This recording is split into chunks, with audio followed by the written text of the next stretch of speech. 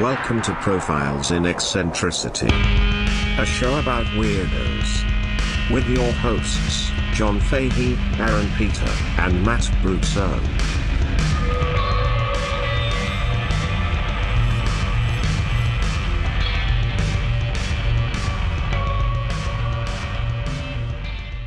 Hello, folks. Welcome to Profiles in Eccentricity. It's a show about weirdos, doggone it. My name is John Fahey. I am your host. It is John Boy time, I'm afraid. I am the COVID kid. I am COVID barely 18. Supple. Joining me as ever, the handsomest man under the sun, a man I'll love till the day I die, thinker, stinker, pee-pee drinker, high-functioning pervert, Aaron Joseph Peter. That's a good pee-pee. That's good pee-pee. Now I'm going to accuse you of Drinkos. Well, Jan, if, Go on. if Drinko's pee-pee is a crime, well, I don't want to be right. I'm guilty as charged. And I submit myself to the mercy Oh, the moisty. of the prosecution and the prostitution. Speak of the mercy beaucoup. To your right, my left, the Frenchman henchman. Handsome Matt Brousseau. Yes. No, soul brother, too beaucoup. Too beaucoup. You said it. You are too beaucoup if I must say. You are just too beaucoup for your own good. I'll tell you what. How you boys doing? Good. Yeah? Yeah, having a good old time. It's a fine time. Yes. We did get some very nice comments on the last episode on the Miroslav Tichy. People seem to really enjoy them and talk about art. Yeah. Really Well, nice. we're very, astute. I think we're astute-ish. Yeah. I mean, yeah, we barely know what's going on most of the time. I mean, we're like some people, let's say in a tunnel, trying to figure out which way is forward. And you're just grasping around. Yeah, you said it, man. It's like one of them fucked up bubble parties, with the tub. Yeah, but not the What? Not the shower, but the tub. Not the shower, but It's the tub. like when two naked blindfolded people jump out of your closet. I think what my friend's trying to say here is love is blind. We gotta send a shout out to Graveyard Shift Screen Printing. Yes. For doing our Etsy store, and grab up the new shirts on there. Aaron, actually, Matt, I have yours. What? Yes. Oh yeah, That's a you backpack. gave me mines. This is the new shirt. Oh, it's inside the backpack. It is for you. Yeah. Oh, God. This is the Hard Pipe Hitters Union. Oh, It's a collaboration with the Men Singer crew. the men swingers? Yeah, the Men Swingers. Shout out to the men singers. And now what we have here is a fucking pair of nice. pliers and a blowtorch crossed. And Aaron's Genius Edition, we're pretty far from okay, as a tagline underneath. And that is on a handsome gray shirt. yeah. And, for our listeners, I think you dig it the most. Yeah. If you would like to celebrate the rape revenge scene from Pulp Fiction anytime, that's amazing. where our sense of humor lies. If you like to see two foes united for their common hatred of cop rape, It's really a security guard, but close enough. Yeah. They're the worst. yeah. Zed's dead, Zed is dead. That's it, baby. So you're going to get into a classic dirty profile after this. But I want to start off with something we've been talking about, hinting at on the show for a while. Teasing. Pleasing. And It will be. we wanted to talk about one of the most insane things in classic adult entertainment, which is Classic. the film Taboo, and specifically the role Juliet Anderson, a.k.a. Aunt Peg, plays in it as a supporting character.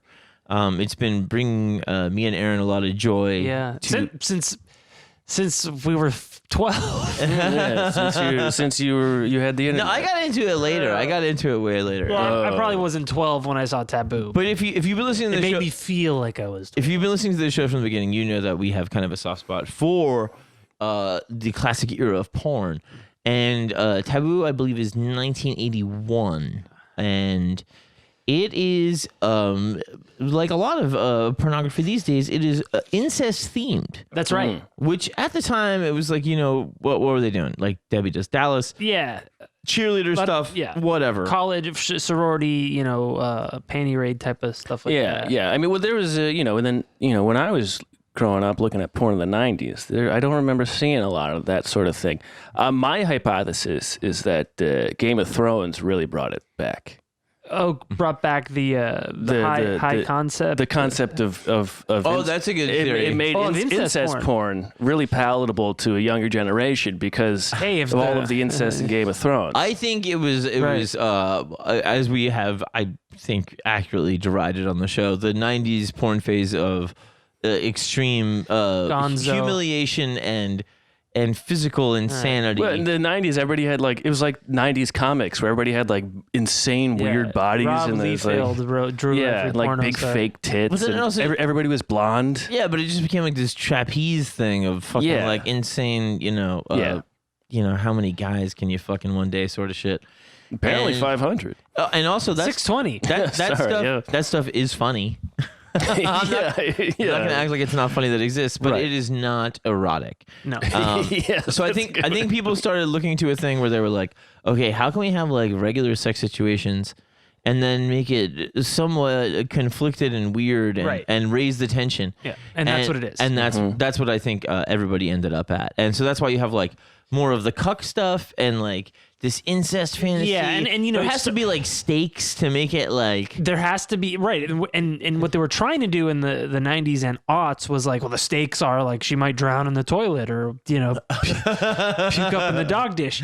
But then, you know, they were like, finish the omelet. That was my favorite band. You know, it was like, you know, oh, you're going to your teacher for fucking private tutoring and you walk in and she's in the shower and she lets you wash it back. So it kind of ended up going back to the it's power dynamics too. The power dynamics were also the original thing that happened in this era of porn that we're talking about, which is well, this is one of the few that was doing the incest type thing, and nothing has come close to it. But it's especially because it's not really taking it too seriously. Like it's still like an old, fun, silly porn movie. But it's just not slapstick. No, but it's the same thing as like the line, "Oh hell, I do it all the time." But it's funny. It's just clearly a fucking silly movie. But it's good. It's good. It is good. And they take their time to be like, you know, there are scenes where it's just building the world a little bit. Sure. Well, yeah, and there's the thing too that was like, you know, like in like old fucking like erotic, like in the original Emmanuel series, where it was this thing of like, oh, it's this girl and she begins like her sexual journey, and then like she goes like fucking to space and does everything in the world along the way. And in this case, it's the main character Barbara who is with her son's father. And then he's Barbara played by Kay Parker. Played by Kay Parker, and she's supposed to be the conservative one, right? Yeah. And so then this guy, he ends up leaving her, and she's like, oh my God, you know, can you believe it? And also he's not getting her off or whatever. And so he leaves, and she's got these big old taters. Right. Kay Parker is like British. She is, yes. And she's a tall, slender, curvy woman. Yes. With big natural breasts. Oh, yes. Heavy hangers, I believe. That's right. Yes. Proportional, beautiful areolas and nipples. Brown, kind of mousy hair. Oh, right. But you buy her. You buy her as like a real conservative, isn't it? And like a real, like, you know, unsatisfied mom housewife. Right. And so then she's like telling her son, who's like Paul, who's a seemingly grown-ass man, and also he looks like he got hit in the head by a donkey. He looks like he got kicked by a donkey, and things changed. Paul looks like the other bully in Weird Science, not Robert Downey Jr., but the other guy. Yeah. Like kind of like skeletal eyes, and he's got a lot of space between his teeth. You're like almost like, is he looking at me? Yeah, he's kind of like the henchman of the henchmen. Yeah, he's real goober. Yeah, and so she's telling him like, oh, your dad left, and like, no, I got it. And he's like, oh, I'll drop out of school and I'll get a job.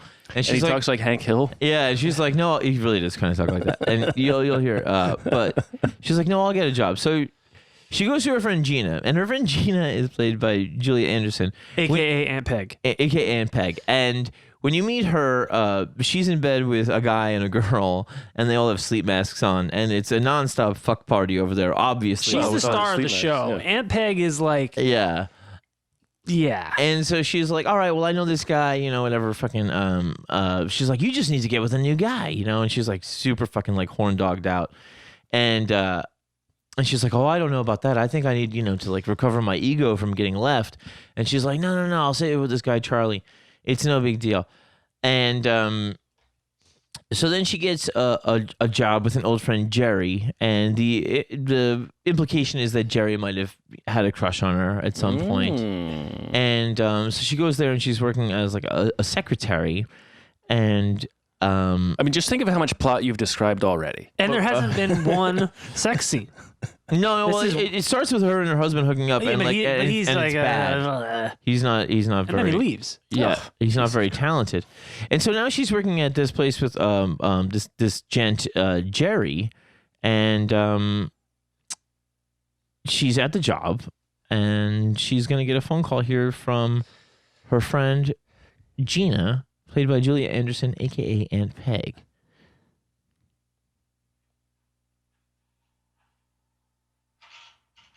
Oh, pull the plug out.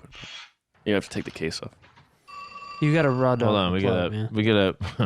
I got a raw dog to plug. You gotta get in there. You gotta get it in now, like they were in the movie. You gotta get in the swamp. You want the gator? If you want the gator, you gotta get in the swamp.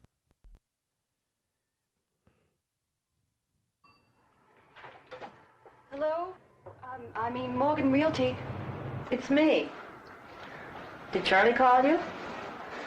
Now, I'm just gonna say here, the guy that she woke up with is now just gnawing on her body. The other girl's on the floor. Are you going out with him tonight? Show us. Yes, he did. And yes, I am. Gina, are you sure this guy isn't going to pull anything? Charlie? She's getting her box eaten by her two house guests. Excuse me, Barbara. Just a second, Gina. Hi, Jerry. Barbara, could you stay for about 5 minutes? I have a very important letter I need to get out. Sure. need to get it Gina, out. I gotta go. I gotta type up a letter. Type Gina, up a are letter. you sure this guy won't try anything? Barbara, Charlie's afraid of girls. You couldn't be safer in a church. Okay. I'm just going out with him because I trust you. What? Jerry, what are you doing? Now her What's going on boss- over there? While she's on the phone. Is Jerry raping you? Get that out, you son of a bitch! No, I mean, he's assaulting her. I don't want this and I don't need it. Wait a minute, Barbara. What's he doing? Does he have his cock out? Nobody's on the other line. I want my money. I quit. Jerry, I would never have thought this of you. After all the years we've known each other, too. Oh, Christ, Barbara. I don't Oh, know how it Christ. came over me. I've always had this thing for you. Car in the background. Even when Great sound design. Yeah. I was married, I'd look at her, I'd look at you. Car's still louder than that. Please don't quit. Think it over. Come in tomorrow. Come in tomorrow. Promise me you'll think it over. Promise me. If Promise you me. promise you won't do that again. Fucking boom mics But you're outside. gonna get a cut and pay because you won't ball me. You get a cut and pay because you won't ball me. Arbala. After all of that, Hold that's on. what he said. Oh. And Peg Oh hangs up. my God, that was exciting.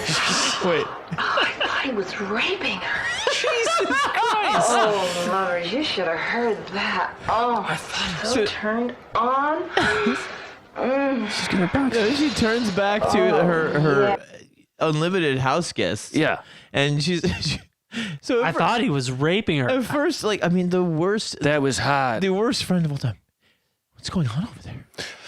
Is he raping her? Or she's like, is he fingers crossed? Does he have his cock out?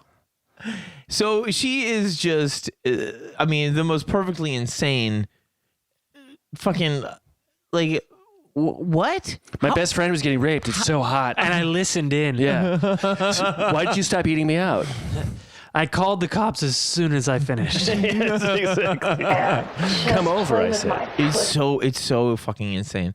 So she is, obviously like the big pervert, like push Gina. behind Kay Parker. So now it turns out So that was Kay Parker was the secretary there. Yeah, she's the one who was getting accosted. Her boss / friend was giving her a little bit too much pantsy. right, Yeah. and She was on the phone. Wait until she's off the phone. This is a phone call. Yeah. This is So a phone now, call. the whole thing is that it turns out that Also, really quick, the time not to rape somebody is when they're on a phone call. Yes. Jesus Christ. so it turns What out kind of that business is this? that old Jerry, Charlie, that Gina sent her up with, takes her the conservative Barbara, played by Kay Parker, to like a big old fucking orgy. So Gina sets Kay Parker up on a date with her friend Charlie. Yes. And their first date ends up being some sort of a swinger type of free love, daisy chain or group sex situation. Swingers club. Keys in a basket. And a Free bowl. Love Highway. Yeah. And so, she's too conservative to go through with that sort of thing now. Of course. And that's, first date. But for now, First date. Yeah. Well, what happens is, and this is crazy, guys, is she goes home and she's all turned on from the huge sex party. No. and the attempted rape from earlier. The blood's flowing. But she's Adrenaline. Yeah. But she's she's not comfortable enough to go through with any of that. But she does go by her son's room and she sees his big throbber. What? And then she's got to suck the fucking thing. Wait, she sucks the fucking thing? Well, she's got to get it out of the Is his house. big thing just flopping out of his boxer shorts? Yeah. Like, oh. You can't have this thing just hanging out all day. Yeah. And you know how I watch porn at home. I'm going, suck the fucking thing. Slicking it up a It's bit. like the Super Bowl for me. I'm like, suck the fucking... That's what you always say during the Super Bowl. Yeah, notice that. Suck the fucking... So anyway... so she starts sucking on Paul. Yeah, and then, he wakes up and he's like, oh, cool, dope. And then Right away, he's all cool dope. huh? He's all cool dope. He's really, really about and it. the thing that we're not really getting to here is that, like, there is just so much like, oh, mom, you're so pretty. You shouldn't have to work. I'll go to job. There's a lot of that. He's like, I've got the hottest mom in town. she should stay home and eat bonbons and rub her little kitty. I'd be totally pleased if she went nowhere. Oh, man. She's I just want to keep her barefoot and pregnant. My mom, that is. Yeah. There's just so much like little, little. The dialogue is very, Yeah, it's really great stuff. very extra. It is. Yeah. And, so, now, She sucks the fucking thing. So she sucks the- Is it just a suck fest the first time? Oh, no. What else Aaron, happens? I'm afraid it's full fornication. It's full-fledged. It's a triple F, full-fledged fornication. Yeah, It's a quadruple F, full-fledged family fornication. Yep. But at least they're keeping It really it is. family. No, I mean, Quadruple F, also Kay Parker's cup size. There's no, you've seen yeah. and that's not legal in a lot of places. And that's provocative. That's trouble in a lot of states. Hi, I'm Aaron. What's a cup anyway? Cup. That's only 8 ounces, man. That's not nearly enough, man. I'm telling you. Yeah, that's what I'm tripped out on.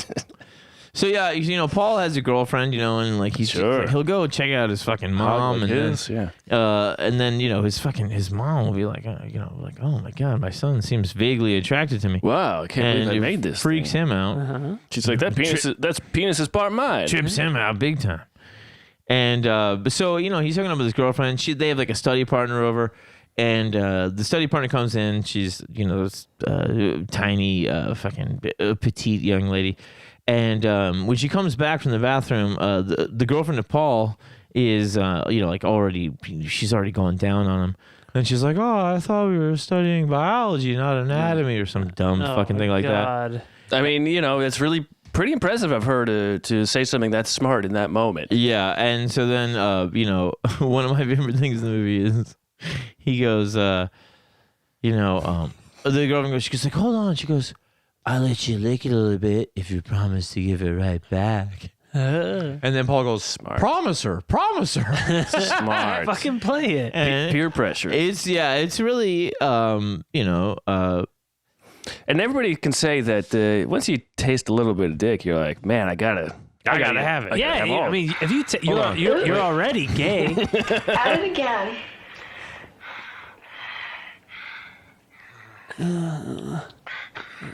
Whoa.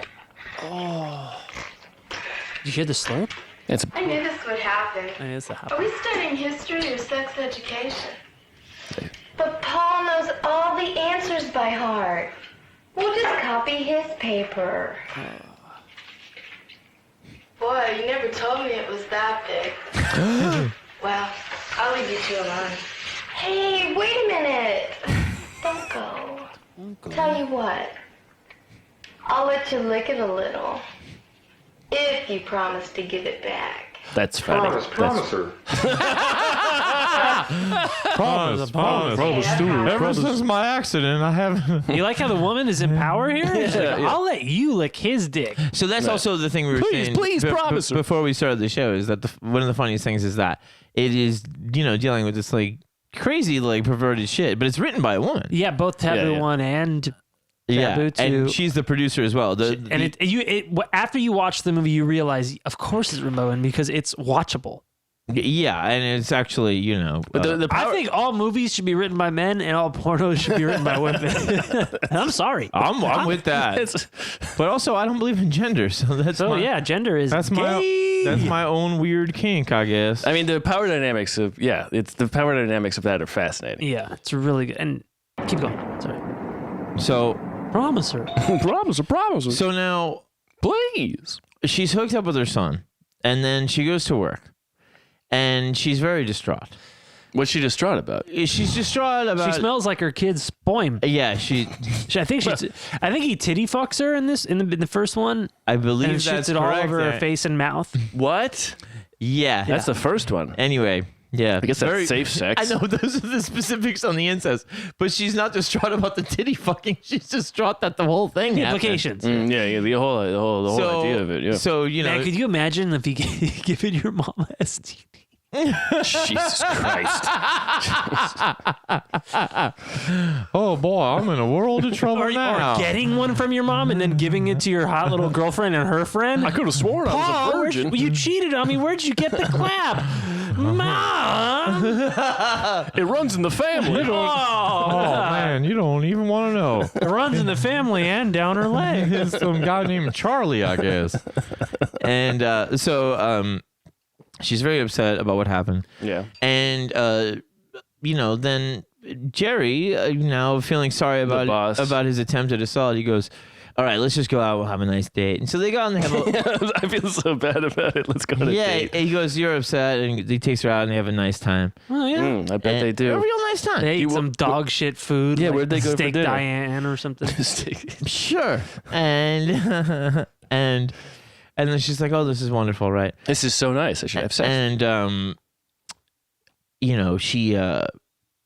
she comes home, and then it's Paul's there again, and he's like, "I still like it," and then they do it again, and it's every bit as intense. And Is this the shower scene? no, they're in the bedroom again. They haven't evolved that and she goes much. like, "Oh no, Paul, it's incest." This is your father's bed. Yeah. And Fuck him. He's a he's deadbeat. like- Did she say that? He's like, "I don't care." No, he doesn't. No, I say it. Wait, is the father even in? He leaves in the first scene. Yeah. He goes to work for a week. So she hooks up with him again. Yeah. And now she hasn't told anybody. Well, it'd be weird if And now she's got it because now she's romantically interested in Jerry. But sexually involved with her own son. There's a psychological. She's projecting. Like if you wanted to excuse you, like, well, she's projecting Jerry onto her son and projecting her son onto Jerry. Yeah. Well, like, she's just got a there's whole no thing. excuse. And her son is projecting himself on her tits. Exactly. Yeah, I mean, it's really this woman writing it, going like, "What if I was freed by divorce, But also bound by the ties of the family. but also, yeah, It's the infinity symbol. That's right. Wakanda. it's really fucked up in some ways. Like it's still cool, but there's some phrases in this where I go like, "Ooh, this is a fucked up movie." But it's really good. So then, she also has to seek out advice. And who do you go to? The biggest pervert in the world, Juliet Anderson, AKA Who is Peg, li- AKA Peg, Gina. yeah. who is living with this young man and this young Japanese lady. Hey, that sounds great. Whoa. And so she is So racially, Pretty cool. She's- pretty cool racially. And so Kay Parker is going there, conservative, has sex with her son. not into gangbangs, but sex with her son, totally fine. Hey, you got to draw a line. One-on-one. And Maybe she had like 10 sons. She would be. so she's going there, and Juliet Anderson is in the midst Oh, of. shit. Who could that be? It's Barbara. Wow, that seems like a good Her time. house guests keep fucking Yeah. while Barbara shows up. This guy's coming. The doorbell is ringing. He's coming on the geisha girl. Ding dong. That's not her name. That's the sound of the doorbell. Jesus Christ. And he's circumcised. What? Nice. I'm going right back in. Good for him, I Jesus guess. Christ. Well, it's not over just because the man comes. You said it, neighbor. No, it's good for everyone everybody. involved to keep going. I really like this a lot. Yeah, just clean your sheets. Answering the door. Oh, hey. Barbara. Oh, hey, Barbara. My roommates are having sex. I'll let myself in. Wait. Not really. I've just got my beautiful young stud in there. A little girl with the sweetest taste in pussy ever ate. So no, you're not It's okay. interrupting him. So I'll miss a few orgasms. Wait. Aunt Peg what's is... the matter? You're still not upset about your date with Charlie, are you? No. Aunt Peg is showing her... It's just that I've got to talk to someone. Legs spread. And you're rope. always so sure of It's not yourself. how people sit on the couch. Yeah, it I is, always Frank. say, Shut up. do what true. comes naturally. But what are you talking about? It's just that I can't say no to him. Is she trying to get rid of her I find accent? myself wanting it to happen. Say no to who? Wanting what to happen? Paul and me. Paul? Paul? Are you telling me that you And there's someone coming in the fucked background. your son, Paul? The worst part of it is, I think I'm falling in love with Jerry. Oh, she's playing with herself. Jerry. God, Aunt Peg loves this. You're just on the rebound. She's like, fuck Jerry. But tell me about Paul. Jesus Christ, Aunt Peg. When he touches me, Tell me about it. when, There's a guy walking in the whenever his background. hands touch my body, What is that I sound? just want him inside of Bad me. sound design. She's rubbing her Did pussy. he eat you? Who is? Did you let him Aunt eat your Peg. pussy? Aunt Peg's getting details, Let rubbing her him. little cooter. He just did it. Oh, God, this is exciting. Aunt Peg is going Did you wild. suck his cock? Aunt Peg is the worst person to bring this info to. The worst. Did he come in your mouth? I'm gonna come if you say yes. Lots of it? Gobs and gobs of cum? Oh, God. Oh, I'm Yep. coming. Aunt Peg. Just from rumor. The I came here to pour my heart out to The you. medium is rumor. Rumor's the most dangerous part of this movie. Jesus Now, hold on. Christ. I don't believe this. Gina, I come to you for help, and you're having orgasms all over the room. Orgasms. She's trying to hide the What am I gonna accent. do? It's not working. I'm here for help. Don't fight it. What kind of advice is that? Don't fight it. From my best friend, too. Go for it. Yeah. Eat me out now. Sorry, Barbara. I don't know what to say. I've just never met anybody who's fucked their own son. I know how help you are. Some help you. Some help you are. Are you going to be okay? Where are you going? Yeah, where are you going? Hey, I don't know where I'm going. Oh, come I'll on. talk to you later. hold on a second. But where are you coming? I don't know where I'm going. Back to the Oh, room. back to the pussy eating. I'm so horny.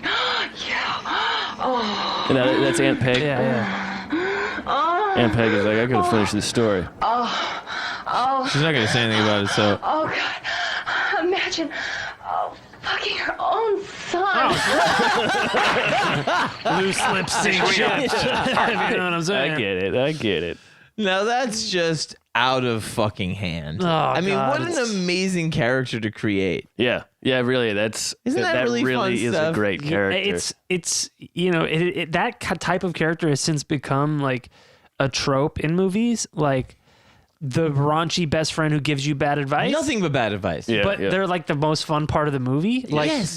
that is fucking what's his name in Old School. Not necessarily bad advice, but like I'm living vicariously through you, fucking Speaker Shack. Oh yeah, and I think I Vince am. Vaughn in Old School. Yeah, you should be living vicariously through me. Meanwhile, I'm living because I'm a psycho. Yeah.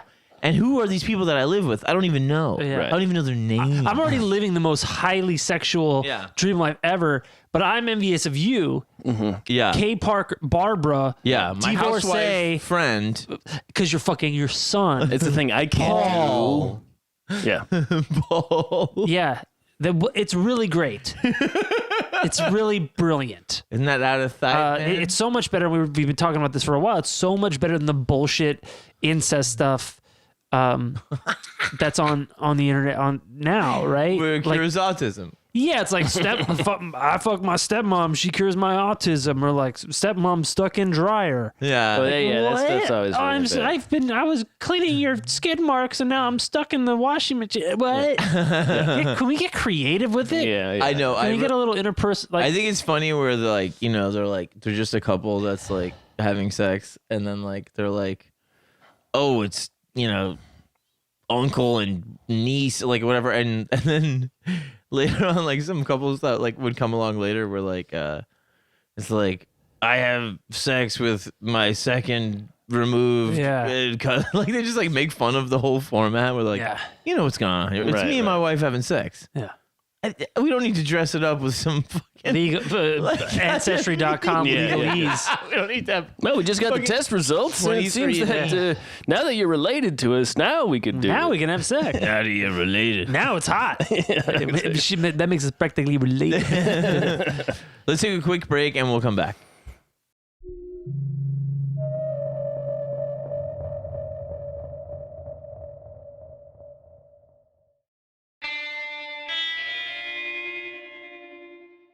And we're back. Oh, Hey. If you're just joining us, we're talking about the Taboo film legacy in adult film and its repercussions throughout culture and cinema forthwith. yeah, Henceforth, wherewithal, wherein, the Book of Paul.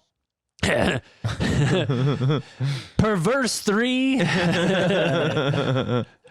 chapter number 1. So what happens at the end of the Taboo one is that basically she settles down with Jerry, Oh, no. the guy, and Who she she's go- falling in love who with. she's falling with, and then he goes like, Who tried to rape her. and then yeah. Well, but- he didn't try to rape her. She's getting handsy Yeah, over His emotions and his parlance. crush got the best of him. Juliet Anderson was hoping that he might be because she's a fucking psycho perv. You know, friend. at the time, that was very normal. God, does he have his cock out? Like, is he? Does he? I hope he's raping him. No, she didn't say. I mean, I she hope. didn't have to say it, but But she did. Wait, she said, "Is he raping you?" Yeah, a couple of times. And she said it in a way of like, I'm getting eaten Oh, out no, right de- now. and then she go back to her fucking opium love den. She's like, I almost Yeah. heard her get raped. Yeah, hopefully she'll come here and tell me about her son fucking. So at the end of Taboo 1, he's like, Jerry's like, whatever, and she's like, I might be doing things a little bit differently,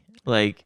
great setup for Like Taboo 2. leading you to Great believe, setup. like, oh, she might be down with like still fucking her son. Yeah, Roads, dusty roads. where we're going, we don't need roads. We need loads. Talking max loads, man. Damn it. That is the equivalent to what Kay Parker says at the end of Taboo It's 1. basically that. Yeah. You go, What? I could power this then they with change compost? Jennifer's. Yeah. So Explain that. Aaron, you want to take us off on Taboo 2? Yeah, so Taboo 2 is arguably the better movie. Who's arguing that? Scholars. Yeah, Scholars. various scholars. Academics. Yes. A lot of people at Harvard, Yale, Experts. Did you say Hartford? Harvard, Yeah. So this one starts out. Promiser. Now Barbara's working at this bookstore now. Oh, Nice. That's cool. And she's Books are a fun. single, woman, right. independent. And I've learned so much from Gina. I know that now. So she's working the bookstore, and who comes up behind her? Who is it? but her son's ex-girlfriend, Sherry, is that the little young redhead? I believe so. Young woman? Played by Dorothy LeMay. That's right. And was she an ex in the first one too? no, she was the girlfriend. Right. She was The the girl- girlfriend. she was Okay. Paul's I can girlfriend. imagine in the her first being one. like, But he was really having sex with her the whole time. He's thinking about his mom. Yeah. He would get all fucking He's like, I wish your titties were bigger. like, oh my god. And now she's gonna be like, I saw you in his eyes. Now I see what all the fuss was about. Yeah. Oh, the fuzz. Play? Please? Do it. Play it. Well, I've been fine, but what happened, Mrs. Scott? One day you and Paul were there, and the next day you were gone. Where is he? Paul lives with his father now. Oh no. The least he could have done was call me. He's fucking his dad now. It's all very sudden. Now guess who shows up here? How about this one? Uh-oh. No, I'll find a better one. This tall young Oh, man. I'm sorry. I'd like to introduce my brother, Greg Jr. We just call him Junior. Yeah, I bet you do. And she looks down, and you see his fucking hog. What? He loves The books. impression of his hog in his sweatpants. Did you see that, John? I really Jesus saw it. Christ, he loves I'd like books. to introduce my brother, Chris Never Jr. forget it. Listen. We just call him Junior. Junior. And so then Kay Parker looks down, and she sees the imprint. Wait. Oh, and then she Doesn't says, look like a junior to me. Thank you, Kay. I was a buddy of Paul's. Oh yeah, I buddy. was looking for him because he left some tools with me. Jesus Christ. and so then, It's the fucking line. he gets her number because like, I want to return Paul's tools to you. I'd like to its leave. rightful owner. I'd like to his leave mom. a wrench in you. And then I have pieces of metal in shapes. They could be construed as tools. And they're hard all the time. I'm a tool. Your son's a tool. Yeah. So then, I'm a Sibian refuge. Barbara. We worked at the same stable and got kicked by the same mule. And so Junior. And we were fast friends. I've after done that. his shit, but blood only goes to my dick now. We were both victims of that freak mule kicking accident, where much like an X-Men origin story, we were kicked by the donkey, and then we both got the brains and cock of one. Ain't it the damnedest thing? It's like a Greek tragedy. Oh boy, Both bird-brained. But horse cock. Could you imagine that? So Junior drives the drop-top Cadillac, and he drops his sister off at home and says, I'm gonna go visit, whatever I gotta go visit. I gotta see Paul's mom. That's right. And then I gotta be horny when I come back here.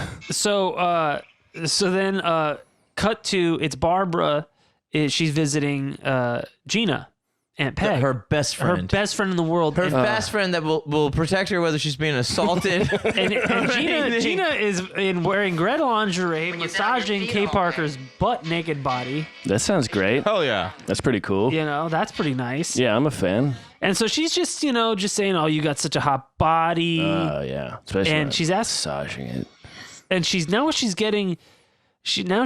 says, Barbara's like, well, I met one of Paul's friends today. Yeah. And Peg is like, well, why don't you just my God, tell me all about it while I rub you down with Johnson & Johnson's baby oil. And boy, these pants itch. I better take them And off. so she just guides her. It's a guided sexual meditation is what it is. Yeah, it's pretty cool.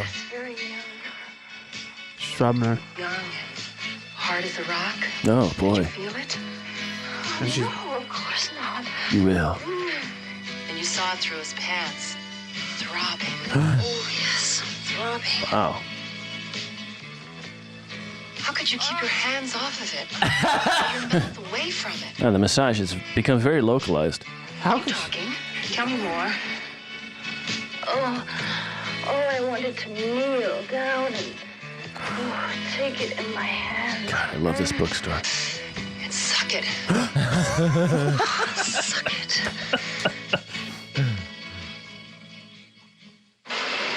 Hard cut. Uh-oh. hard cut, right? And so now Already what's got a hard happening cut. is Junior is pulling up to the house Pulling up to pull in. because he wants to return the tools.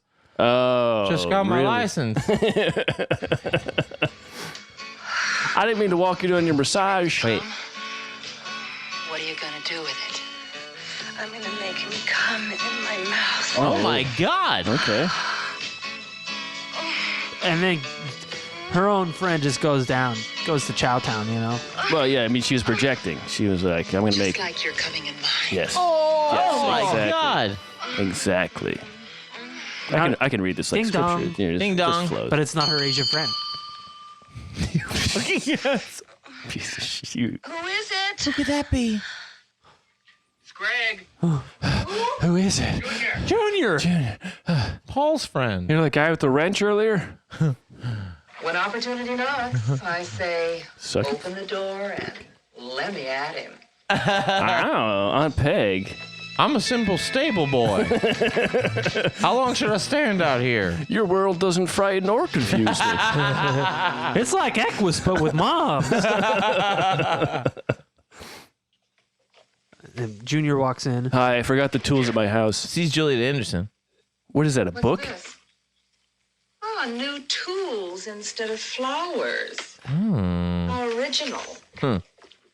New shit. Why are you closing the door, lady? I'm just here to drop this off. Come on in. And she sees her right there Barbara, on the table. we have company. He doesn't even bat an eye. There's a nude woman. Why, Junior, I didn't expect to see you so soon. I mean, can't So you soon. like this in the... Oh my God. Relax, Barbara. Chill out. It's like he knew. He's a pervert You're not too. embarrassed, are you? Oh, no. So he's not embarrassed, right? That's cool. Gina, Look at these. Look And at then these. he pulls out her boobs. What? They're nice. Oh, I like tools. good observation. And, they feel good, too. So again, she rubs him down, right? Yeah, I bet. And then she guides him through the yes, it does. Oh, it's a guided massage. it's guided. It's, Guided. so Guidance is and necessary. then she's like, hey, why don't you? She's looking at that chub in the pants again. What? Oh my God. And then we're just gonna see. She's like, why don't you take a look at that Mind fucking your thing? paw? Oh. She's rubbing on the outside of the pants there. Oh my God. And he just pulls the fucking thing out. What are these sweatpants? He just goes everywhere. And and Gina asks the $1 million question here. Does he remind you of Paul? Jesus Christ. Gee, Gina. Well, he's not circumcised. Paul? Gina, please don't tell me. No, he is circumcised. I won't tell him you fucked Paul. I won't tell him you fucked. And he goes, you fucked Paul? You fucking Paul, my buddy? But we were best friends in the tool shop. Wait. Paul? Gina, please don't tell me. I won't tell him you fucked Paul. That excites you, doesn't it? She's such the manipulator. She's always Oh, yeah. That gets you fucking horny, doesn't it, you pervert? It's fucking Mephisto. Doesn't it get you fucking horny? Love that, don't you? All I mean, right. Peg's not short for Peggy. It's Yeah, it's for pegging. It's for pegging. So this is what's a fucking timestamp here? Sorry. I've got a whole bunch of weirdos from all types of countries back in my place. Yeah, exactly. This one, she's just fucking her son. It's not even that weird. But I come by here to check on her, make sure she's still a weirdo. We'll swing by. Oh, thank God Fuck Paul? Thank God I'm massaging you when this young man showed up. So all right. So then She's getting progressively more open-minded. Yeah, open-minded. all right. So then then they're like, oh, you fucked Paul, and then it cuts back to Junior's sister Sherry, who is Paul's ex-girlfriend. Yeah, You of said it. course. At the dinner table with this fucking guy, her dad. Oh, and no, then not her dad. Mom. And her mom? Their mom is Honey Wilder from Private Teacher, Right. who famously said, "It's all in the family." Keep it in the family. Right. Right. And so they have a little dinner, and they're like, Small "Oh, town. fucking Junior's not here. He's fucking doing whatever Dad, on the dad's make a birthday." wish first. Right. He's having sex with two ladies. And so, they do that kind of shit. And, son's a deadbeat. And then now they go back to the massage, and they're both sucking Junior's dick. Oh my God. Did you hear that? Now Just they like go Paul. back. Just like They Paul. go back. Okay, now we're going back to the fucking massagetoire. We gotta go back, Marty. What do we become assholes or something? No, fuck your mom. It's just like Paul. Taking on him. Yeah, and you're always rushing to his defense. He's not a kid anymore. God, what a Junior contrast is in not a families, kid huh? anymore. Hold on. What a baby. Oh my god. Tastes just like Paul's. Honestly, that's hilarious. That is fucking awesome. It's just like Paul's cock, isn't it? She's telling her. Tell me, Barbara. Tell me it's just like Paul's. Jesus. For God's sake, Barbara, tell me. Oh, yes, it's just like... Amazing. It's Now just they're like Paul. now they're fucking. Now they're all fucking. But they're like, hey, I want to show some contrast of like, you know, with family and fighting, and then Right. It's so stupid. The hard cut to it's just like Paul's, isn't it? Right. The family's close. Showing the family dinner scene as the dysfunctional one, Yeah. and the functional one is exactly. It's like, don't you wish it could all be like this, where it's just like Paul's? It's a Norman Rockwell painting. Like Paul's. Yeah. So me and Aaron have been talking forever about, oh god, it's just like Paul. We've been saying it's just like Paul. We've been saying it's just like Paul. I could believe that. And it's so dumb. It's taken on a life of its own. Oh yeah. Oh really? I do have more clips. I would but never like, have guessed please, that. please do it. I would never have assumed. That's really all that matters. The essence is it's just like Paul. I'll save some of the other stuff for later because that's really that's what we're getting at is sure. Tell me it's just like Paul. Sure. It's like So like we watched your pervert friend. Yeah. Is going. Oh my god. She's been obsessed with you fucking your son for 2 movies. Fuck No, but your isn't Aunt Peg in the son. family too? No. she's a friend. She's Aunt a Peg friend. is her stage name. Her Her name in the movie is Gina. Gina. Just the horny friend. Okay, I just want to clear that. Okay. And so we've been like we watched sense. we watched the documentary Jodorowsky's Dune. I'm sorry. So the director Alejandro Jodorowsky, Sure. he did The Holy Mountain and El Topo. He's a Mexican movie director. Incredible. Yeah, by Ukrainian Jewish by way of Mexico, Exactly. and like very very famous surrealist. Visionary. Yes. And he famously, after the success of El Topo and then Holy Mountain, had basically carte blanche from the studios to make. He got the carte blanche treatment. And they said, what do you want to do? And this is like in 76, 75. They said, what do you want to do? He said, I want to do Dune. I want to adapt Dune. Yeah. And it went through this year or two long pre-production, millions spent, and it's the most famous movie never made. Yeah. And it's a great documentary. He had the cast. H.R. Geiger design art. And Oh yes. Okay. So along with Bob Fosse. Yes. Orson Welles was cast. Salvador Dali was cast. Yes.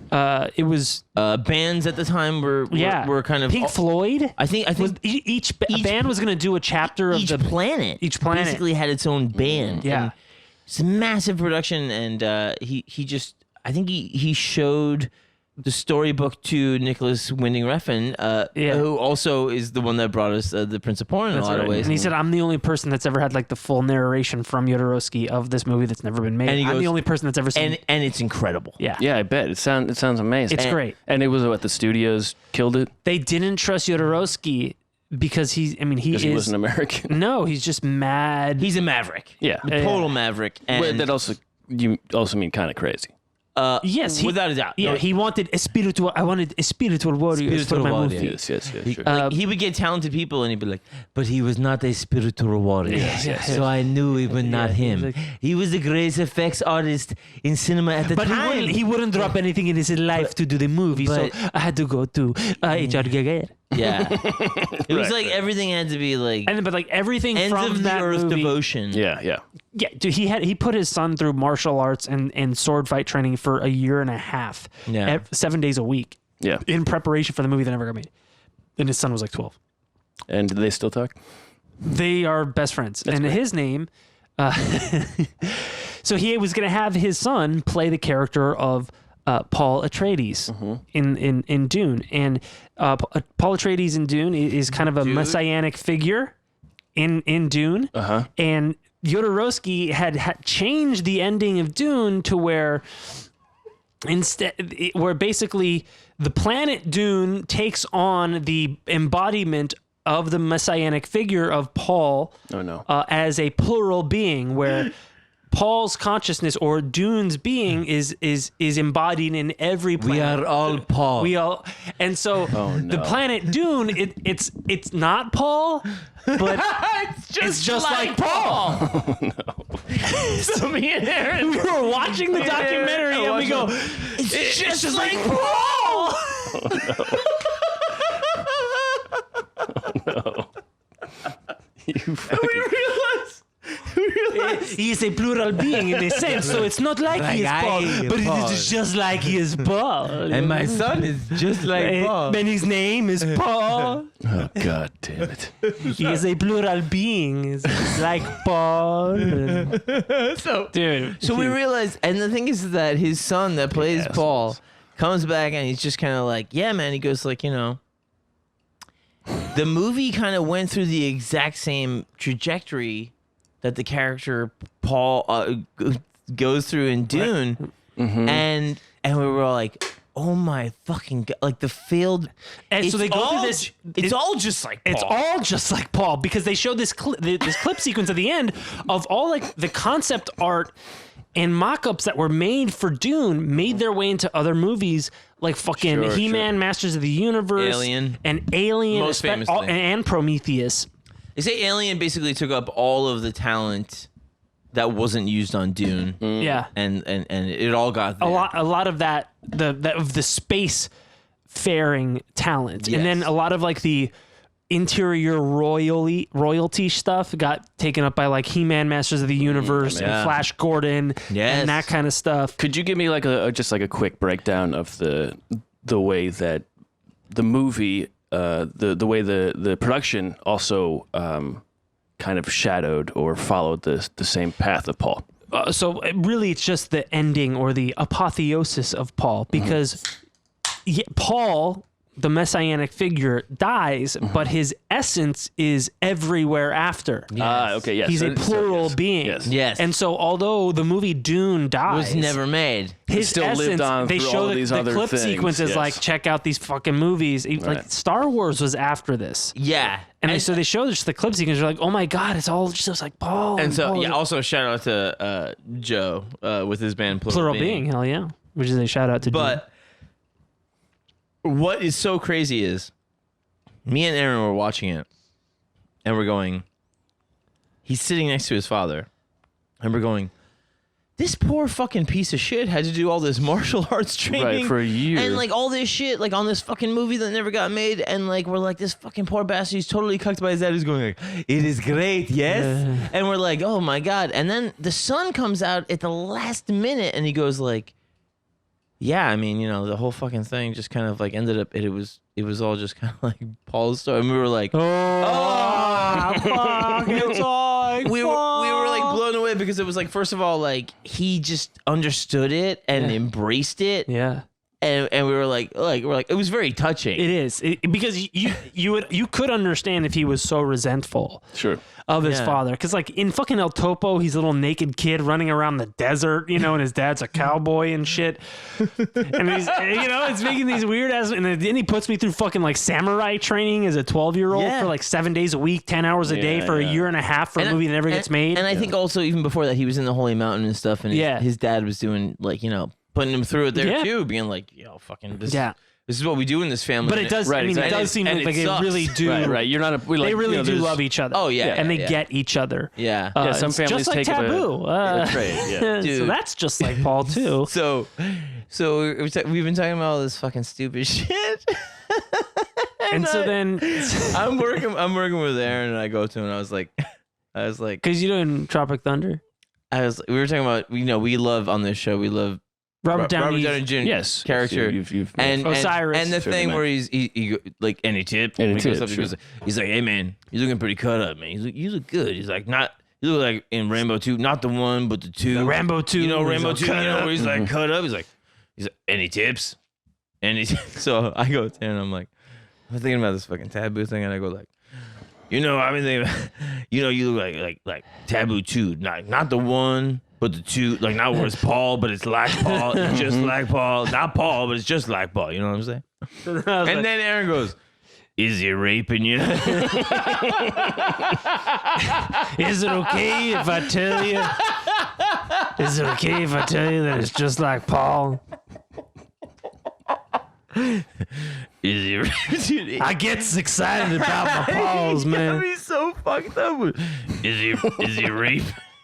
I kind of got the cerebral palsy, man. I get in my head about the Paul. That's what's tripping me I got out. cerebral palsy, man. It's not you know. Paul, but it's just like Paul. That's what's tripping me out. You guys are giving me flashbacks to a 9-hour car drive to a cabin. Yeah, you have to follow a long litany, a line of absurd. Yeah, there's a lot of the daisy chain. 9-hour car drive to a cabin, 3 days straight in the cabin. Yeah. Hey, Joe. Hey, Joe.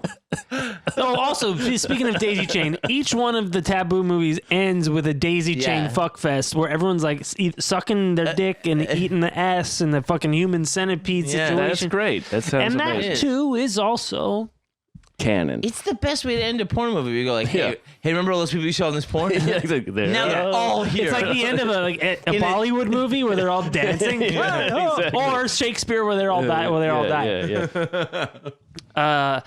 Taboo 2 has a lot of great. It also has like the best porno theme song. Whoa! Gotta So that get it on. Gotta get it on. Was that what I was hearing in the background when? Yes. Yeah. So she's talking to. And Matt's going like, "Oh, this is a very famous song." I was like, No, not that. That was before we were recording. But when she's on the couch, and was it D? Is the friend's name? Was it Gina? Gina is like playing with herself. When she's sitting on the couch doing that, there's this There's like, just that. Yeah, it's the not. background. It's maybe it's related, but it is a weird you're like acoustic maybe anomaly. that's the Japanese woman it also getting eaten out. Could be traffic. It could be exactly. It could be traffic. we know that the sound design in that could be human traffic. like major dialogue is overshadowed by overpass. Yeah, and not on purpose. This isn't a Robert Altman film. no. It's really good. There's some funny stuff in there. It's very funny. Like the when Junior has sex, he does have sex with his sister, and he also has sex with his girl. And She doesn't show up in a he has sex bookstore with looking his like that. mom, and then she's like, "Would you mind fucking me, my baby?" And he's like, "Only if you show me how, mommy." God. Damn it. That's really fucked up. Oh no! Wait, tell him about And then Ron Jeremy shows up at the daisy chain. show about talk about Gina when he's so the guy that's just like Paul, the friend. Sure. He's like Junior. super into his Junior is mad into his sister. Yeah, I mean, did you see her at the used to bookstore? fuck Paul. Who used to fuck Paul? You see her at the bookstore? I mean, come on. And then he finally wears her down and Oh yeah, he's like jumping her bones for like the first act, and she's like, "Stop it!" And so Gina calls up What him. a weird town, huh? Yeah. After Gina hooks up with him with Barbara, she goes, she's like, "Hey, I'm having a party. It's gonna be a real swinging time." Oh, she's like, "Do you want to come?" And, Why don't you bring your 17-year-old she's sister? like, "Yeah, bring your sister." And then she goes, "You're not gonna have a problem getting it on in front of your sister, And are he you?" cut And to he that, looks over at his sister, And she's got his cum all over her face from him. Oh, he just fucked her and her Jesus friend. Christ, that's good. That's very good. And then he goes, That's very "Nah, good. she'll be cool with it." I think it'll be all right. That's very I think it'll good. be all right. That's funny. That is good. so That is dumb. good. It's really funny. It's really good. Isn't it stuff. weird? Like there aren't porno movies aren't made with any length, no pun intended, anymore. There's no like scene. There's no long movie. They're individual vignettes. Yeah, Yes. Which is fine, but it's not good. It also calls to the culture itself is like, I want to jack off now. Yeah. Get me right to the sex scene. Then you're like, okay, come, okay, next video. Right. And there's no movie I anymore. highly recommend if you have the means, Yes. watch a full classic porno. Yes. That has a full that's not a compilation. That's not like even some of the best stuff out today. The Greg Lansky stuff, Even that is barely it. There's no story. It's just like, do you want to meet here? I want to meet there. It's a little curated. It's Yeah. curated, but it's not a narrative. No. It doesn't like all the Tushy stuff is like I had a new therapist. I was Brake's biggest fan. Yeah. He was coming into town, and I've always been so impulsive. And it's like, what? Okay, my therapist, I think, is German or something. Think about and this I think with he's Taboo. hot. Taboo was saying like, "Well, I'm a conservative woman. Like, I don't I'm super horny, but I don't want to fuck my son all the time. And then like at the end of it, she's like, she gets with the new dude, but she's like, I wish you were my son. also I still might fuck my son. And you're like, what kind of fucking arc is this? Great. Like, That's what it is. it's insane. Well, so It's trailblazing. on an upcoming Patreon, I'm gonna go through the movie with Hell I Do It All the Time because there's some very interesting. You're gonna go through Private Teacher? There's some very interesting directing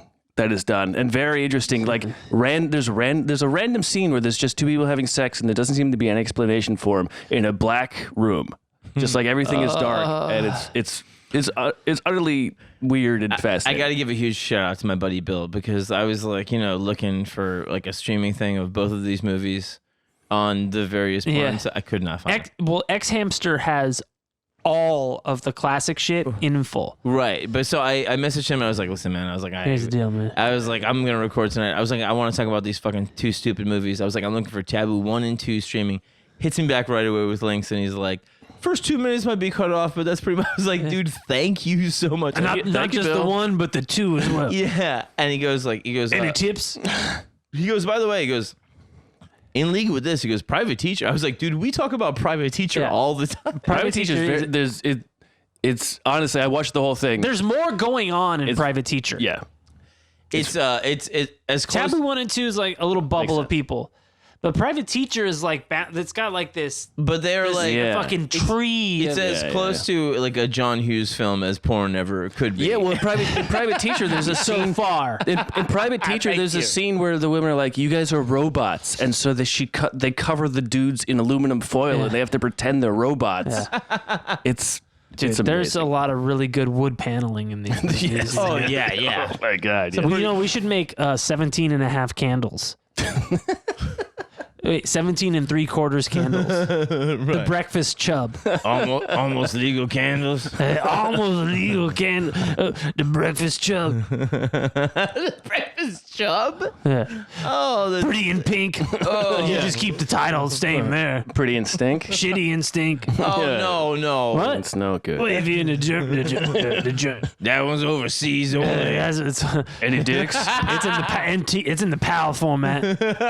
It won't work on you. It's in the PAL. Yeah, it won't work on your player. My plugs are all wrong. You like that? The PAL format? The PAL format. For all you audio, video files out there, understanding the joke. See, we got that in the PAL format. Yeah, you got to have the decoded chip. We're not doing the NTSC. You got to scramble whatever. It's a PAL format. That's right. I can be a pal. That's the only way Sylvia Saint shows up here. With overseas allies. Did you say that's the only way Sylvia Saint shows up here? Nice, dude. Right, so that's Taboo 1 and 2, and a little bit of Jodorowsky's doing, and it's all just like Paul. You fucking assholes. We'll be right back, folks. Ain't that just like Paul? Ain't that just like Paul to go to a break?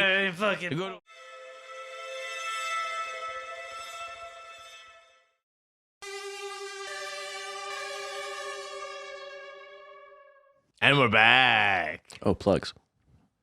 Folks, please check us out on the Profiles in Eccentricity Instagram. We do have... Aaron, you're spitting. Oh, you're spitting. Oh, you're sick. I couldn't get it all. Oh, God. It's just like Paul. Like a Paul. Gobs and gobs? Like gobs. What are you going to do with it? Oh, God. Aaron, tell me more about it, will you? Come in your mouth? Oh, my God. Thick. Your son? Oh, I mean, God. Fucking your son is one thing, but swallowing his cum, that's right out of over the line. I've just got a Spaniard concubine and a young lady from Tokyo. An Oriental human trafficking victim. Oh, my God. Jesus Christ. Nothing wrong with that. I should never have said plugs. Any plugs? Check us out on Instagram, Profiles and Eccentricity. Of course, we do an extra episode per week on the Patreon. And there's PP Podcast on Twitter. And also, we're going to be doing this thing for a little bit on the Stereo app. Yeah, comment in stereo. So on Saturdays, just go to stereo.com/profiles, hop on there, follow us, you'll get a notification. You'll have to download the app. Sorry. You can make a little avatar for yourself. Yeah. Customized. But we're talking about perverts and comic books and we'll be doing WandaVision. some more current things. Yeah. The daily special type of stuff. Yeah, the issues of the day through the lens of these idiots. Yeah. Right. That's what you're going to hear on there. Yes. And what was it? People like join the network or something. It's like cool for us or whatever. Yeah. You know, follow, like join, like get on the app through stereo.com/profiles. That gets us a couple of shekels. Yeah, it gives us GameStop shares. Give some shares. Follow us on there. That'll get us some shekels, and then we'll just be doing some live shit for a bit, and we'll just see what happens with it. Starburns Audio has like a little thing with them right now, and we'll just make the most of it. Should be fun. Yeah. Should be fun. And you can like, you know, while we're doing it, you can leave us messages, and then if ask us questions. You can chime in. Yeah. As long as it's not like a hellishly evil question, we'll probably read it. And answer it. Yeah. Yeah. I do you want to say very excited about Graveyard Shift screen printing and what they're doing for absolutely. us, and they're amazing. Everybody that's grabbing shirts, that's really fucking cool. There is some dope shit there. It is very, very silly stuff. I really like it. I'm not ashamed to say that I like it. I like it a lot. Also, check out their their entire like website at Graveyard Shift screen printing, because they have a bunch of weird miscellaneous shirts that are really dope. Yes, absolutely. And thank you for all the comments. The comments we've gotten lately. Some just very really sweet comments, both on Instagram and the Patreon. Yeah. Yes. Thanks for the stock tips on Twitter. Yeah. If you're looking for a sweet family to join, consider the Mensingers. Yeah. They seem like they're having a good old time. Yeah, they do. You know? Yeah, they're all like, just almost as good as the Taboo family. Yeah. It was fun for the whole family. It's just, something. It's not quite like Paul. Is there a Paul Messenger? It's something. Aaron. Hey, don't shoot him, just the Mensinger. Aaron said to our buddy, we're like telling him about Taboo 2. We're like, all right, man, here's what's funny about Taboo. And like, he doesn't know anything about it. So we're like indoctrinating him with the whole thing that we just told everybody here. And then I think it got brought up later, like the next time we hung out. And I was like, hey man, did you watch Taboo yet? And Aaron goes, now that's fun for the whole family. Well, because he's been watching, he was watching Harley Quinn with his son. Yeah, his son's like 12, turning 13 or whatever. It's like, yeah, dude, the show is really perfect for that because it's adult, but it's still like, but it's edgy. You watch Taboo yet? It's a family program. Yeah. You know what I'm saying? But it's not that kind of family program. Well, maybe you, bro. Maybe you, bro. Okay, so where are we, John? Well, I want to tell you a little bit about one of the most decadent emperors, which is Emperors? Roman? You know it, baby. Oh, hell yeah. Now, if anybody had any problem with the grossness in the first part of this episode, they've made it here. Let me tell you, this guy puts that shit to shame. This is Elagabalus. What? Elagabalus. Elagabalus. Could you say is that it? with an E? Or could you say it like regular? It is Rugged. Elagabalus. How would you spell that? Yes. ELAGABALUS. Elagabalus. I don't know. No. Elagabalus. Arbala. Arbala. So Richard Bala. Elagabalus was in the era of the 200s, right? AD. Yes. Anno Domini. Do you know anyone else who I'm trying to get a visual perspective. Is there anyone else, Aaron, maybe or John, that would be around the 200 common era? Yeah. How many people do I know from the 200s? I'm just like someone, because if you say like Marcus Aurelius. Well, you know who was around at around 300 on the road to Damascus was Paul. And what was he spitting? Corinthians. Now you got to check me out. Corinthians is sick, Paul man. wrote his letter to the Corinthians, and he said, Okay, that is perspective. That is. "Man, if you just join us, this is perspective." Man, that's just like Paul. Man, ain't just like Paul on the road to Damascus, Okay. writing his letter to the Corinthians. Man, So ain't that 200 AD. shit? So there was the Emperor Caracalla was murdered in 2017. No. 2017? Excuse me, 217. Oh God, Say that explains so much. so much. And Julia Mesa was in the family, and like so many of these things that happen around like Nero that we've talked about before, there's just like Caligula. a woman in the shadows that is really controlling the men that access power. Sure. Even the the when they put the Pope on trial, that was also very Yeah. similar. Yeah. There's that. And it was A Grilltrude. Yes, that very good. yes, and it's so this is the same thing happening here. So she is like, okay, well, Caracalla, his nephew, which is going to be Elagabalus. Oh God, that's hot. It was his actual nephew, but she says like it was an illegitimate son, and the controversy at the time is like it might fall to a lawyer named Macrinus, and so the Praetorian Guard is like, Are you the real nephew? basically it was sold by Julia Mesa was saying like, oh my, Julian Mesa? Julia Mesa was Julia Mesa. yeah was the woman that was saying like, my grandson is really just like into his religion, and he was in like the Syrian region of the Roman Empire at this time. Mesopotamia. Yes, and so it was they were worshiping what was the same thing as a sun god of Saul. It's just like Saul, It's just like Saul. Saul. and that was Zoroaster. Elagabalus. Elagabalus. And so he ends up taking that as his name. He was previous to him as Bassianus. I got a Bassianus myself, man. You smell like shit. Yeah, well, it fishes. I think my anus is running things. I'm the bussy boss. He's a real asshole, man. Pussy boss with Bassianus. It's Uranus now. So she basically wins over, the powers that be, saying like, oh, my grandson is very religious, and this lawyer is going to be no good, and the Praetorian Guard is very much like, okay, fuck. And he takes the name of a deity. He does. Okay, got it. Good move. That he worships, and On his own. even as a youngster in that family line of kind of Syrian Roman royalty, Got it. he is the high priest of that religion.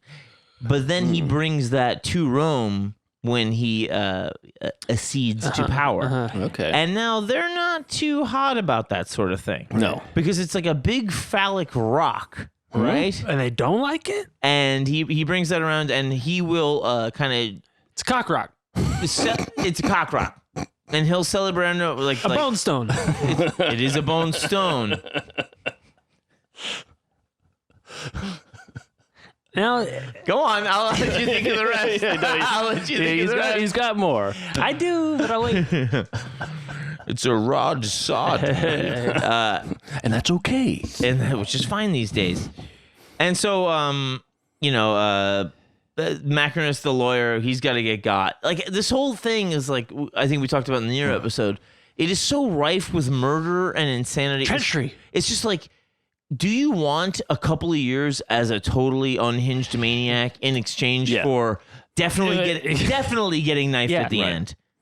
Definitely. Yes. Definitely. Right. Yeah, it's ham-fisted.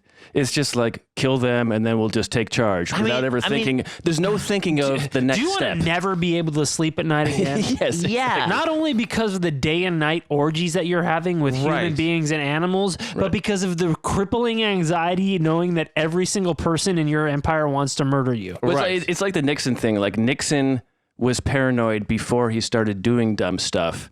And so it was just natural for him. Started doing dumb stuff to keep him paranoid. It was just natural for him just to do dumb stuff because he was already paranoid. And then everybody around him now has to do dumb stuff, and then they become paranoid, and then it's just a fucking mess. Self-fulfilling prophecy. Everybody. I mean, it's just, I don't know how it doesn't get through to people that they're like, because everybody that really records history at this time too is always in some kind of like middle management role. Yeah. It's like the guy that takes a lot of the Elagabalus history is Cassius Dio, and he's just so in the midst of near nobility, Right. he's right around there, but you could be like, whoever like gets to this level, they will be completely convinced, I guess a lot of times by their family, like you are a god. Right. You are a god.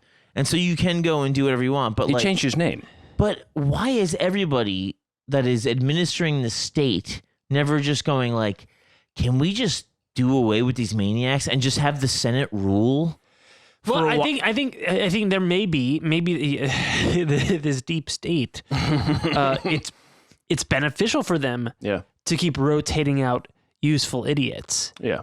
Because I mean, who really is calling the shots? Right. And maybe it is like, well, I don't want to get killed, because if people know that I'm making the decisions, really, Right. and I'm really peddling the influence, they'll come after me. So I'll put these people who are fucking narcissistic maniacs Right. who really think that they're powerful beings, I'll put them in power.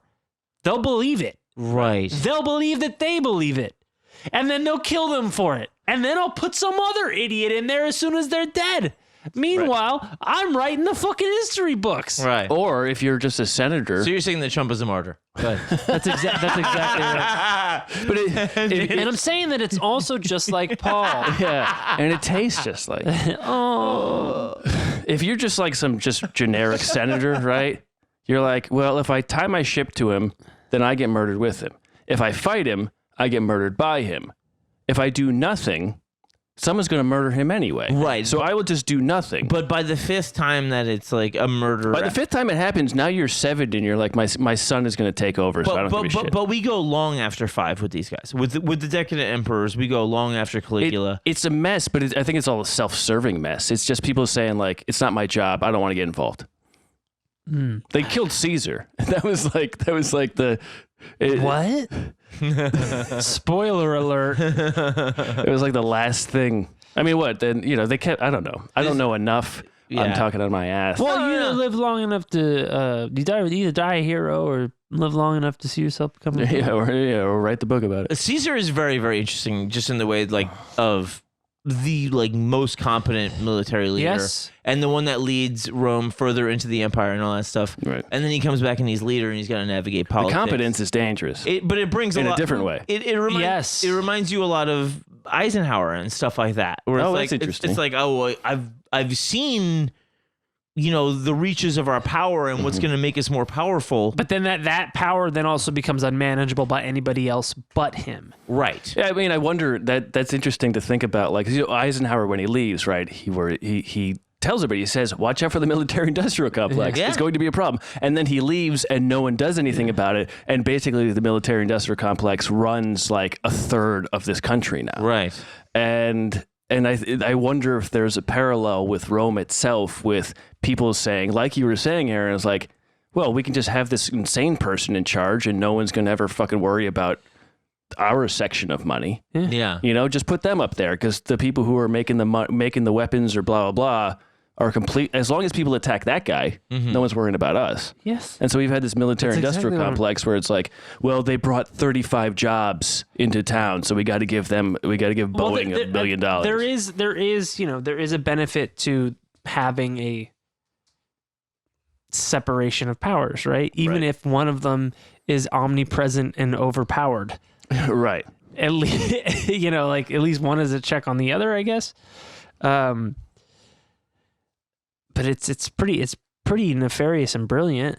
I think there's a thing too where you go like, if I'm too high profile, Here's the thing. I can get murdered. Yeah. Right. And if do you know what the DuPonts look like? like, Right. Or what is McKinsey? Do you Is that know a what person? do you know what the Rothschilds look like? if I'm just of enough power and importance and experience and seem like I know what I'm doing, then like I'm just kind of a useful person for your administration of empire, even if you are completely unhinged and off fucking balance. Like you can come to me and be like, hey, we'll fucking let's just let all the dogs eat before people. And I'll go like, okay, no problem. You know what I mean? Fuck the dogs. Yeah. And then, it's like the thing I think like, all right, well, I did what I was asked, but also it's not my will. Right.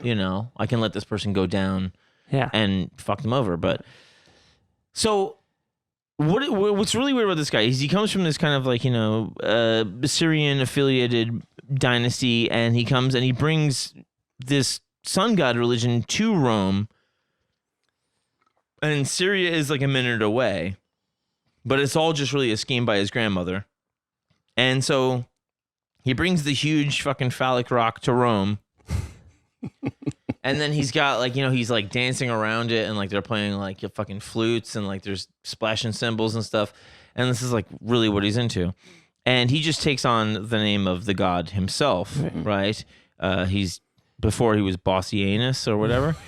Which is fine. And he went from the asshole to the cock. Yeah, and so he went ass to cock. Yes. Right. Which is fine. And Stocking.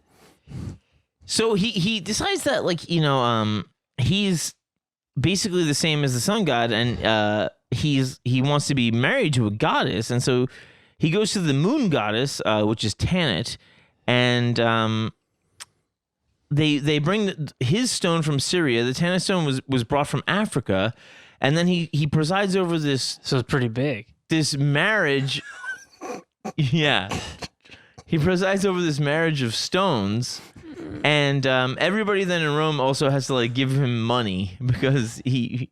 Yeah, of course. You gotta pay for the marriage. I possess the stones. I possess the treasure.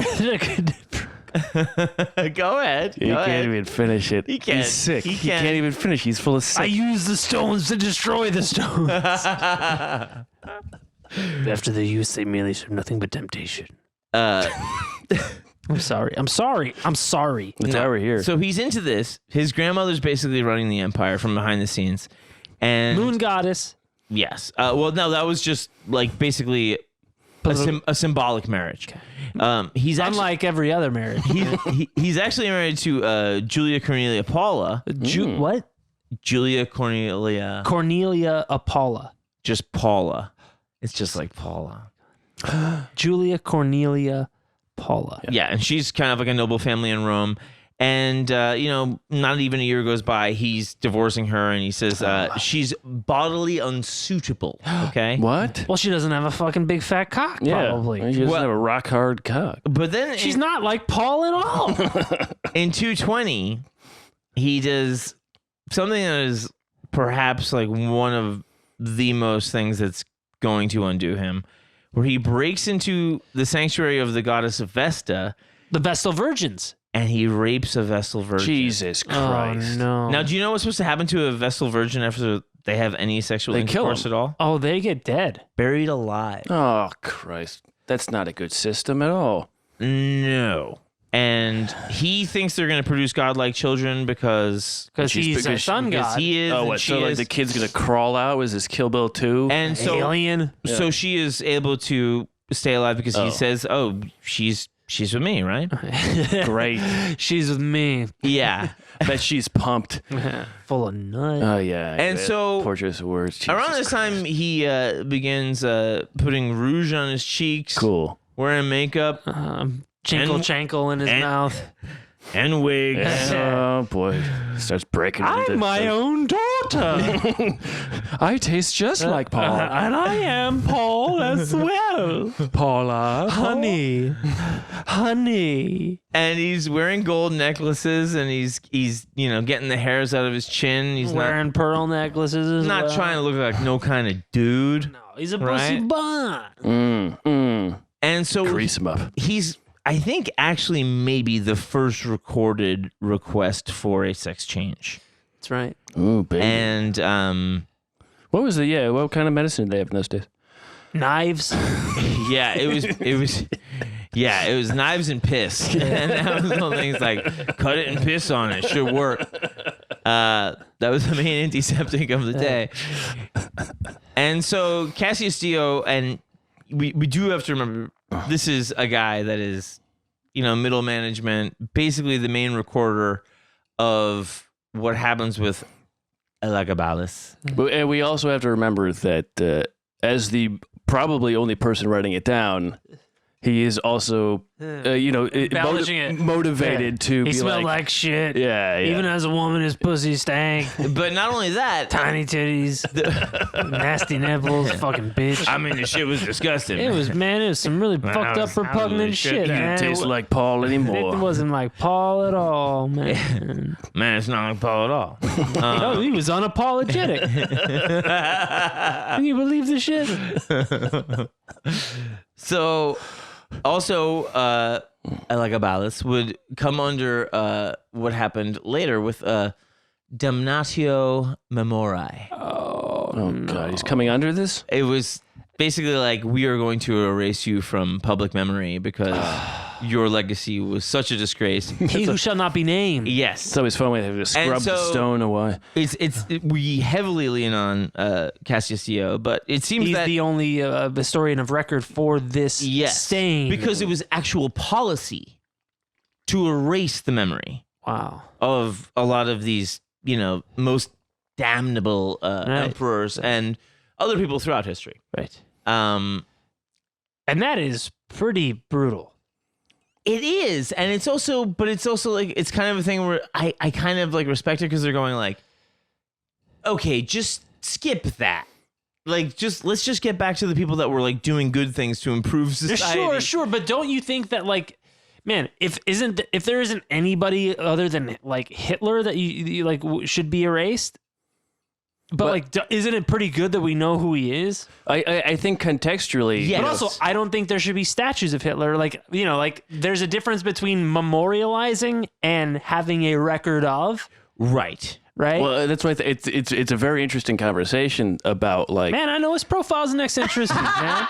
That's the fucking brand of the show. You're telling me it's a good. Hell yeah. Hell yeah. you have to imagine in their time, all they know is how history is written based on how by two people. how history is written, everything because the people who study history the most have only had two sources. Like, they understand that the history of societies has been written and destroyed, and they also understand propaganda, and it's their job to curate it. And they're thinking there's probably thinking going, when we die, what are people going to say about us? But don't you think?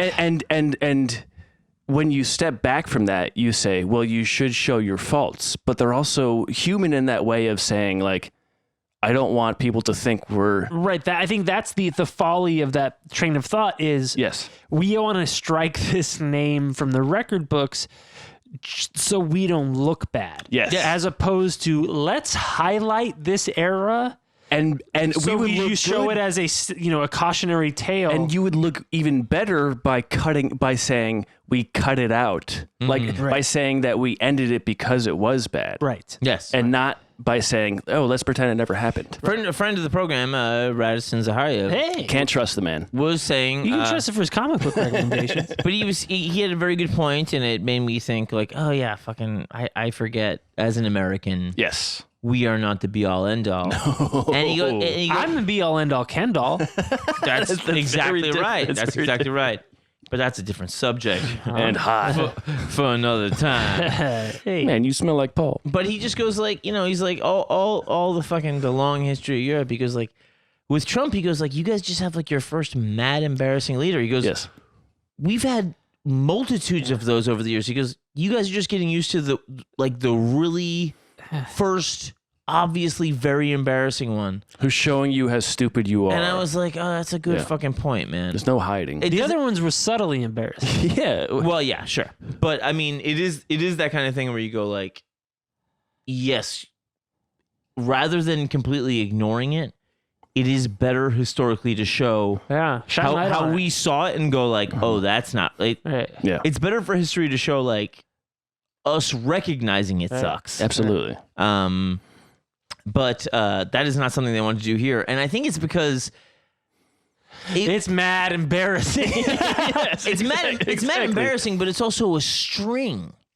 You know, there was the string of the decadent emperors. Yeah. And there was a lot of them. And then it's a stain on their entire empire. It's like, man, if we'll just keep producing these motherfuckers, maybe there's something wrong with us. Yes. Because a president or an emperor doesn't form out of a vacuum. It's a projection of its populace. But right? because the thing is dictated by fucking stupid-ass bloodline, you never really have the opportunity to get a competent person in there. Right. And it has that itself has no relevance at all to the United States. And W. Bush, who was barely even the son of H.W. Bush, and the lizard people, and the Jews who have the lasers in space that set forth fire. No, honestly, I thank God they had those lasers. Thank God. So he's wearing the wigs. And he's he likes getting all kind of pumped up and stuff, and he likes looking like a little bit of a lady, if you believe in gender, which we do not. We don't, not at all. That's cool. And, so you're saying his hips were cool. But he is, maybe the first recorded person requesting a sex change and offering large sums of money to physicians at the time to perform one. That's cool. Just gave milk of the puppy. And Cassius Dio did right. No, that's not Ronnie Dio? No. Ronnie James Dio? From Black Sabbath. Yeah. No. It wasn't that kind of situation. No, this is his granddad. Cassius. Clay. My name's Cassius God. Dio, that is. And Texas T. He goes, quote, he had planned indeed to cut off his genitals altogether, but that desire was prompted by his effeminacy. The circumcision which he had actually carried out was part of a priestly requirements of his Elagabalus, and he accordingly mutilated many of his companions in like manner. Oh, no. If I'm good, you should be. He was testing he was like, all right, let's do some tests here. I'm not doing it unless you fucking queers do it either. Yeah, cut your dicks. Cut your dicks. Who's actually in my crew and who's fucking around? Yeah, we finding out tonight who's ride or die, man. Find out and get cut. We're making Ghostbusters Lady Edition. Everybody Tonight cut 'em we're up. gonna find out which one of you guys is really part of the crew. So by this time, homosexuality is pretty hot. Not really hot in that era of Rome. What? But he loved just the good-looking guys, and I'm the first to admit it. Yeah. And he freed a slave, Heracles, and was he hot? He married him. He referred to him as my husband. That's cool. And when he got into another fella named Aurelius Zoticus. Got into another fella. And he got all up into him. He had a rep, Aurelius had a rep for having a big old hog. Whoa. And now that's juicy. Now, were they allowed to fucking consume pork? And now that's nice and big, man. Yeah, I'm catching on. Heracles. It was juicy. Yeah. Was it all a dream? Did he used to read? Yeah, Word Up magazine. He did. Heracles. He drugged Zoticus to make him a limp, flaccid sort of fella. So he was a shower, not a grower. Permanently? No, just for while he was raping him while he was with the emperor. Yikes. Thou shalt not have any raging boners by me. Yeah. So Elagabalus' husband gives the guy a bit of chop. He gets all chopped up. He's got a big, soft, fucking silly thing. He was a shower, not a grower. Yeah. And he's trying all night to get a big old diamond hard skull cracker. And Zoticus can't do it, and he gets thrown out of the palace in disgrace by Elagabalus. And it was like the crowd shows up. This guy's there. Threw him out by the cock. He couldn't get his dick up, and they're booing him. They drugged me, and so it was cold. The Emperor Elagabalus would also he would intentionally be caught. Oops! Oh God! Look at me. Oh no! I've been found. Wait, was he the guy with the prostitute himself? He is the prostitute priest, my friend. Oh my God! But we're not there yet, man. I'm sorry. And so he would have like punishment beating marks all over his body. Oh, punish find him me. like, oh God, I'm such a Look at dirty these pervert. marks. They spell 4. Cassius Dio said he used his body both for doing and allowing many strange things. Strange. He would go to the taverns by night wearing a wig. And thereby ply the trade of a female huckster. Hell yeah. And He frequented the really notorious huckstering? brothels, drove out the prostitutes, and played the prostitute himself. I like to imagine he didn't drive him out like by force. He was just so good. They were like, Fuck out of here! we can't make any money with this guy. we here. dusted over this subject in some of our perverted. We have. When we've talked about like in the anytime we've talked about Roman priests, it's We always come talk up about like, The decadent emperor, yes, the it's real emperors, horn not dog. And now we're getting into the nitty gritty, Yeah. rooty tooty, fresh and fruity. Yeah, this business of the fucking genitalias, This guy- the bada boom. whorehouses, This guy Bada might be boom. the nastiest. the gnarly nastiest. and he probably underneath it all looked like a be all end all Ken doll on account of the circumcisions and such. Well, I mean, the guy's he comes in from Syria, right? He's a Sibian. He's serious. He's a refugee. and He's a serious Sibian refuge. and he's worshiping a big old phallic fucking stone cock. Yeah, because when I see the sun, the first thing I think of is a cock. Yeah, me too. Every day, Warm, hot. warm. Spreading life-giving seed. Is he spreading skeet? Seed. Oh, Sun. The solar. Come on, like panels. Paul. Just like so he becomes the prostitute. Yeah. and he would put aside a room in the palace, and he would do dirty things there. what Aaron. kind of dirty thing? He would stand nude at the door of the room, and he would, shake the curtain and look good for the people of Rome. He was putting on like it was like when like a kid has like their kitchen, their play school set. They're like, I'm in a kitchen. Like everybody in the palace had to pretend like it was a brothel. Did he keep dropping his tool set? Oops, I dropped my shit. Okay, here's my real thing, Oh God. and you guys tell me what you think, Yeah, because word gets around. of course, as word does. Back in the day. But who is going by and actually thinking like, not knowing this is the emperor, they might go. Well, they fuck. have to. No, they have to pretend. I don't think anyone is going by Yeah, not they knowing. gotta They have to pretend. You pretend. think everybody knows? You think anybody's going down? If you're working in the palace, yeah. you know. Think about a Homer Simpson level character. Some guy's like, "Hey, check out this sweet she shaft." Maybe that does happen. Maybe that does happen, but that's a minority. But yeah, that they pay you to He play would the role. apparently have a soft and melting voice. They said. I bet it was. I like Velveeta. It's melting me. So he created inside the palace. He creates a big public bath, and that is for the purpose of recruiting the young fellows with the biggest hogs. yeah, I'm talking about big old wangers, Aaron. it's the NFL combine of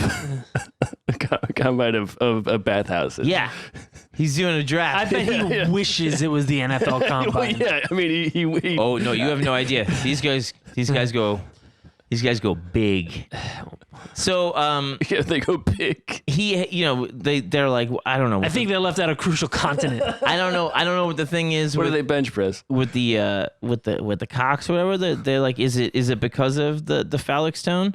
Well, I think it's because he likes fucking cock. Yeah, because probably his ass is the only The thing that's stone. feeling He anything. likes the stone because it looks like a cock. He doesn't like cock because it looks like the stone. His own cock was also said to be like a pickled sprout.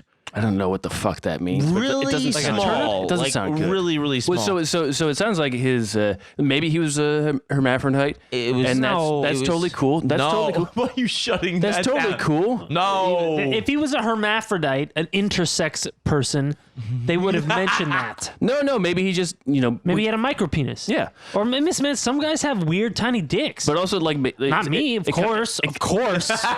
It kind of sounds like his ass was his game. That was the thing that His was really, ass was his pussy. it was making him work. Yeah. Yeah. Well, yeah, was- that's why. I'm Bussy Anus. Yeah. Exactly. Yeah. I'm the Bussy boss. Exactly. Of Rome. Is hermaphrodite is that Hermaphrodite- is that a negative? Well, I think it's an outdated term. Okay. I think that. Oh, get the fuck out No, of here. no, no, I no. call dude, I No, say I think- nasty shit all the I time. think it's I an don't honest care. question. I But think I'm it's, telling you, it's- I think that the quote unquote accepted term for somebody with both male and female genitalia is intersex. That makes sense. I'll call him fucking Hermes all day. I mean, that's a god's name. Yeah. Well, Hermes Hermaphroditus is the child of Hermes and Aphrodite. So that is the god's name. Now, what if you have a third genital? Well, it's pretty hot. I'll tell you that. What? Huh? What? Not both, but three. A new one. No, not the one, not the two, but the three. The taboo 3. I don't know what it is, but touch the fucking thing. Well, you would. I guess good. This is another. This is a mythological figure that has nothing to do with what you're saying, but it would be Hermes Trismegistus, which would be Hermes the thrice great. Oh, Thermes. Hermes Thermes. You're thinking of thermos. Should be a yeah. Fill up my thermos. There's a vacuum in it. That's right. So he's got a pickled sprout, and he loves big cocks so much. Good for him. And he would round up the other small cock fellas, you know, like me and you, Aaron. And he would parade us through the street as small cock, pathetic losers. That's fucked. That's projection at its worst. And you would have them beaten. It's really fucked up. That's fucked. We couldn't even do the elephant walk because our cocks were so small. Yeah, they would be thrown through paraded through the streets to their execution. To their execution? Yes, and that's natural selection at its finest, man. And the guys with the big hogs, though, they would become senators and all types of shit. Yeah, right? yeah. Big cock guys. Wish these days. One guy, the Senate one time was just like, "Who's this dude?" Because you're making him a senator. He fucking throws his toga open, shows his big fat fucking hog. God damn it! Just like Paul. Get this guy a crown. And he kisses. And I thought this horse was ridiculous. He kisses the guy's big fucking hog, and he goes, "No, this is what makes him fit to lead." That's what he said. And they go, "Okay, all right." Does seem like an issue. And so guys that were like, cooks, barbers, servants, anybody with a big fat sweaty hog, going to the tops of government, and people don't like that back in the day. No, actually, weird. Tiny cocks were seen more civilized, and is that true? That's why you see all those statues. No, those guys were just growers. Yeah, mental growers, man. That's true. Having a large penis was a sign of barbarism. Yeah, I feel like that's so having a big dick was like kind of an insult. Oh, you're just a fucking you're next to the animals, basically. Right. But having a smaller cock was seen more elite, civilized, high-minded type of thing. But so in this, with the controversies here, what's so funny is that it's really Priapus was the god. Priapus was the mythological figure who had a big old fucking turnips thing, and that's why when you have an erection lasting 4 hours or longer, it's called priapism. Ask your doctor about Priapus. Or a friend. Or Triapus. Yeah. So, what was going on here is like it wasn't really like any of like the kinky S&M or the prostitution. It was just big or dicks. the homosexuality. It was really elevating people that were not deserving of their stature, and also still the rape of the Vestal Virgin. That the Romans were just like, I don't fucking know about you. And so he goes on, and he would throw out these feasts, man, and he would do he would do things like he'd be like, all right, give me the most exotic animal you can, give me the tiniest part of their body, right? Let me cook that and eat it and throw the rest away to show how rich I am, right? And so give me an elephant clit. Yeah, exactly. Yeah, it's weird. Really? It's weird how that would cause anity to. Listen, man, that's fucking big animal. I mean, bigger than your dick or my dick, I'm sure. Bigger than a peanut. It makes me pee and nut. Any clits? The trunk can't reach the. I'll suck the fucking. Listen. So it's too late. It's too late. It's too late to listen. It's too late. It's too late to apologize. Thank you. I think he would have these feasts, and it would scare the shit out of people because they said like it was like one of the most trying things you could was to get through a feast of them, because when he was out with the public, he would do a thing where he would throw a bunch of gold, right? And then he would, Who do you try? And then he would catapult a bunch of live snakes to where the gold was. No. So everybody going for the gold is now being bitten by snakes. It's just like the Joker. Yeah. It's the Joker is leading the government. Yeah. And I'm throwing money out. P.S. My floats have gas in them. right. It's this whole thing where like this idea of the government is created to not have people who are gods in charge. And then the gods become in charge of the government. I think you're getting the chronology backwards. No, I understand that, but it's like, it reminds me of like, here in the United States where we're like, we don't want to have a king as president, and then over 200 years of the United States, the president eventually accrues so much power that they become a king. Right. Yes. Well, there's a principle. There is, it's like gravity. That in any system, power begets power. Right. Mass begets mass. And in the United States, like for various reasons, the president, whether because of war, and FDR is like, because of war, now I have to do all of these things. And then that gets passed on to the next guy and to the next guy, and to the point where you're like, the reason that you have this power because you gave it to the last 100 guys. Has nothing to do with what you're doing now, but we can't take it away from you it's because a weird you can't death take by power. 1,000 cuts type of thing. But that's the whole resistance to Trump with the fucking whole fascism thing. Is everybody going like, oh, you're fucking news networks that just to repeat your lies, they get preference at the press conferences, and also anybody that does you a favor personally is now like, we're like, okay, we've seen this before, and we've seen it exactly here. And we've seen a guy with a tiny little fucking radish peepee too. Yeah, and they kill Caesar for 1/10 of what this guy is doing. Right. Yes, and it doesn't stop this guy from coming into power. So he would also do things like he'd have these fucking crazy raffles, right? Great. And now this is a real wild time. Raffles? Because the raffle, you could win straight up like a pile of gold, right? With snakes. Or like a fucking crew of slaves. Oh, I'd take the slaves. So this is if I was them back. If I was somebody back then. Hold the phone. And then slaves they fuck you. Are cripples. But then also like it's like, oh, you want a dead dog? And then like, you gotta take it. Thank you. Cool. I'll name it Jeff. And then the other ones would be like fucking like just be like a live bear, and you would have the live bear delivered to your door. Like who delivers it? He'd be like the Roman army or whatever. Like the just bring you a live bear and be like, this is what he wants. It was just like completely amusing himself. He's like, his name is Wojtek. He was the most skilled Polish bear you have ever seen. He's the most committed anti-fascist of all time. He smoked cigarettes and drank. He would carry mortar shells all the way to the cannon. He made you all look like pretty little bitches. It was obscene. It was an obscenity to your manhood. His first taste of cocaine was his undoing. It was also his last. And he had a stomach full of it and died of everything. He was the best of us. He was the worst of us. May he live on in our memories. So yeah, he would also have people come into the banquet halls when it was like even in the palace, and he would have fucking like there'd be goddamn like suddenly there'd be like, oh, here's a fucking leopard or whatever, but he would have like the fangs like dulled or whatever. Sure. But the fucking people eating didn't know it, so they'd be fucking freaking out, you know. All these crazy fucking people. These power-hungry megalomaniacs, they love wild fucking animals.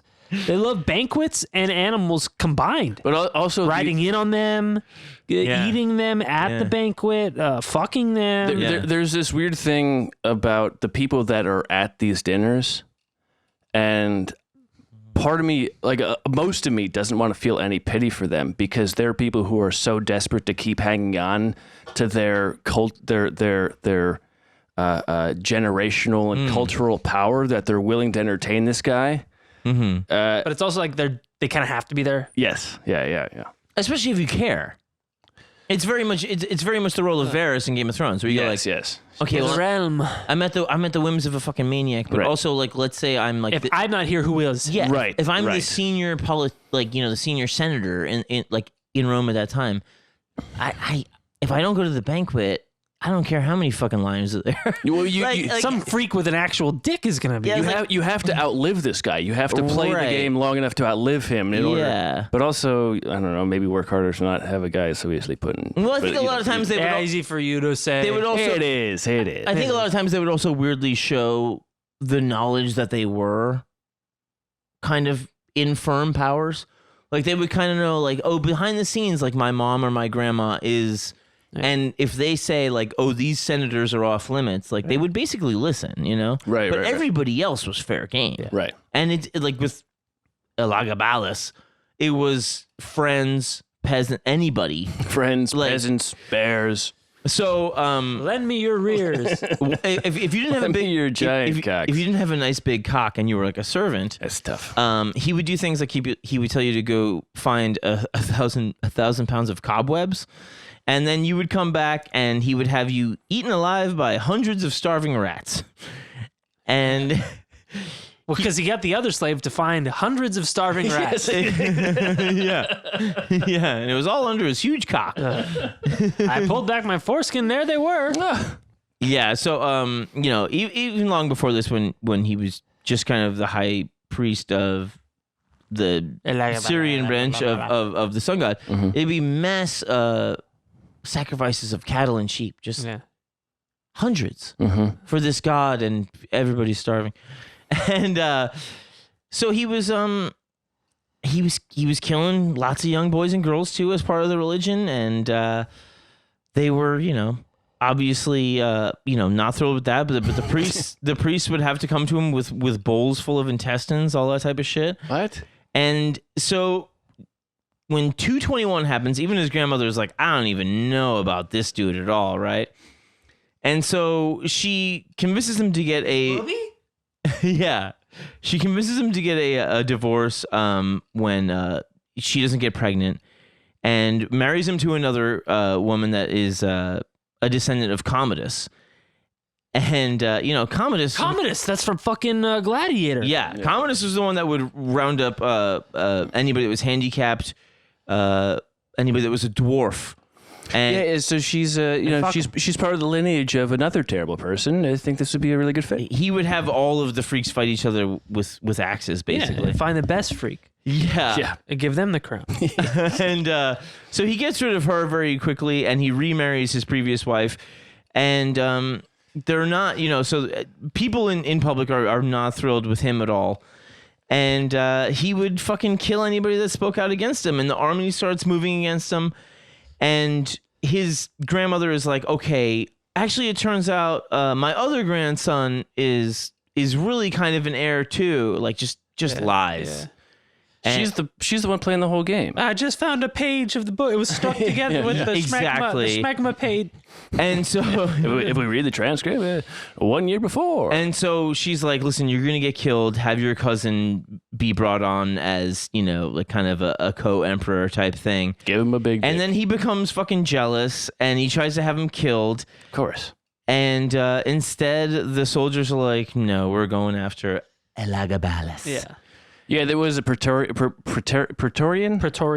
Yeah, they're like notorious for being like, oh man, this is fucked up. Let's just kill it's one of those things too where you're like, who the fuck are they? The ones in charge? Yeah, Like, Well, it's this weird check on power. Like, if you're, what kind of coup are you gonna have if you don't have the power? If you don't have the military on your side, right? Yeah. And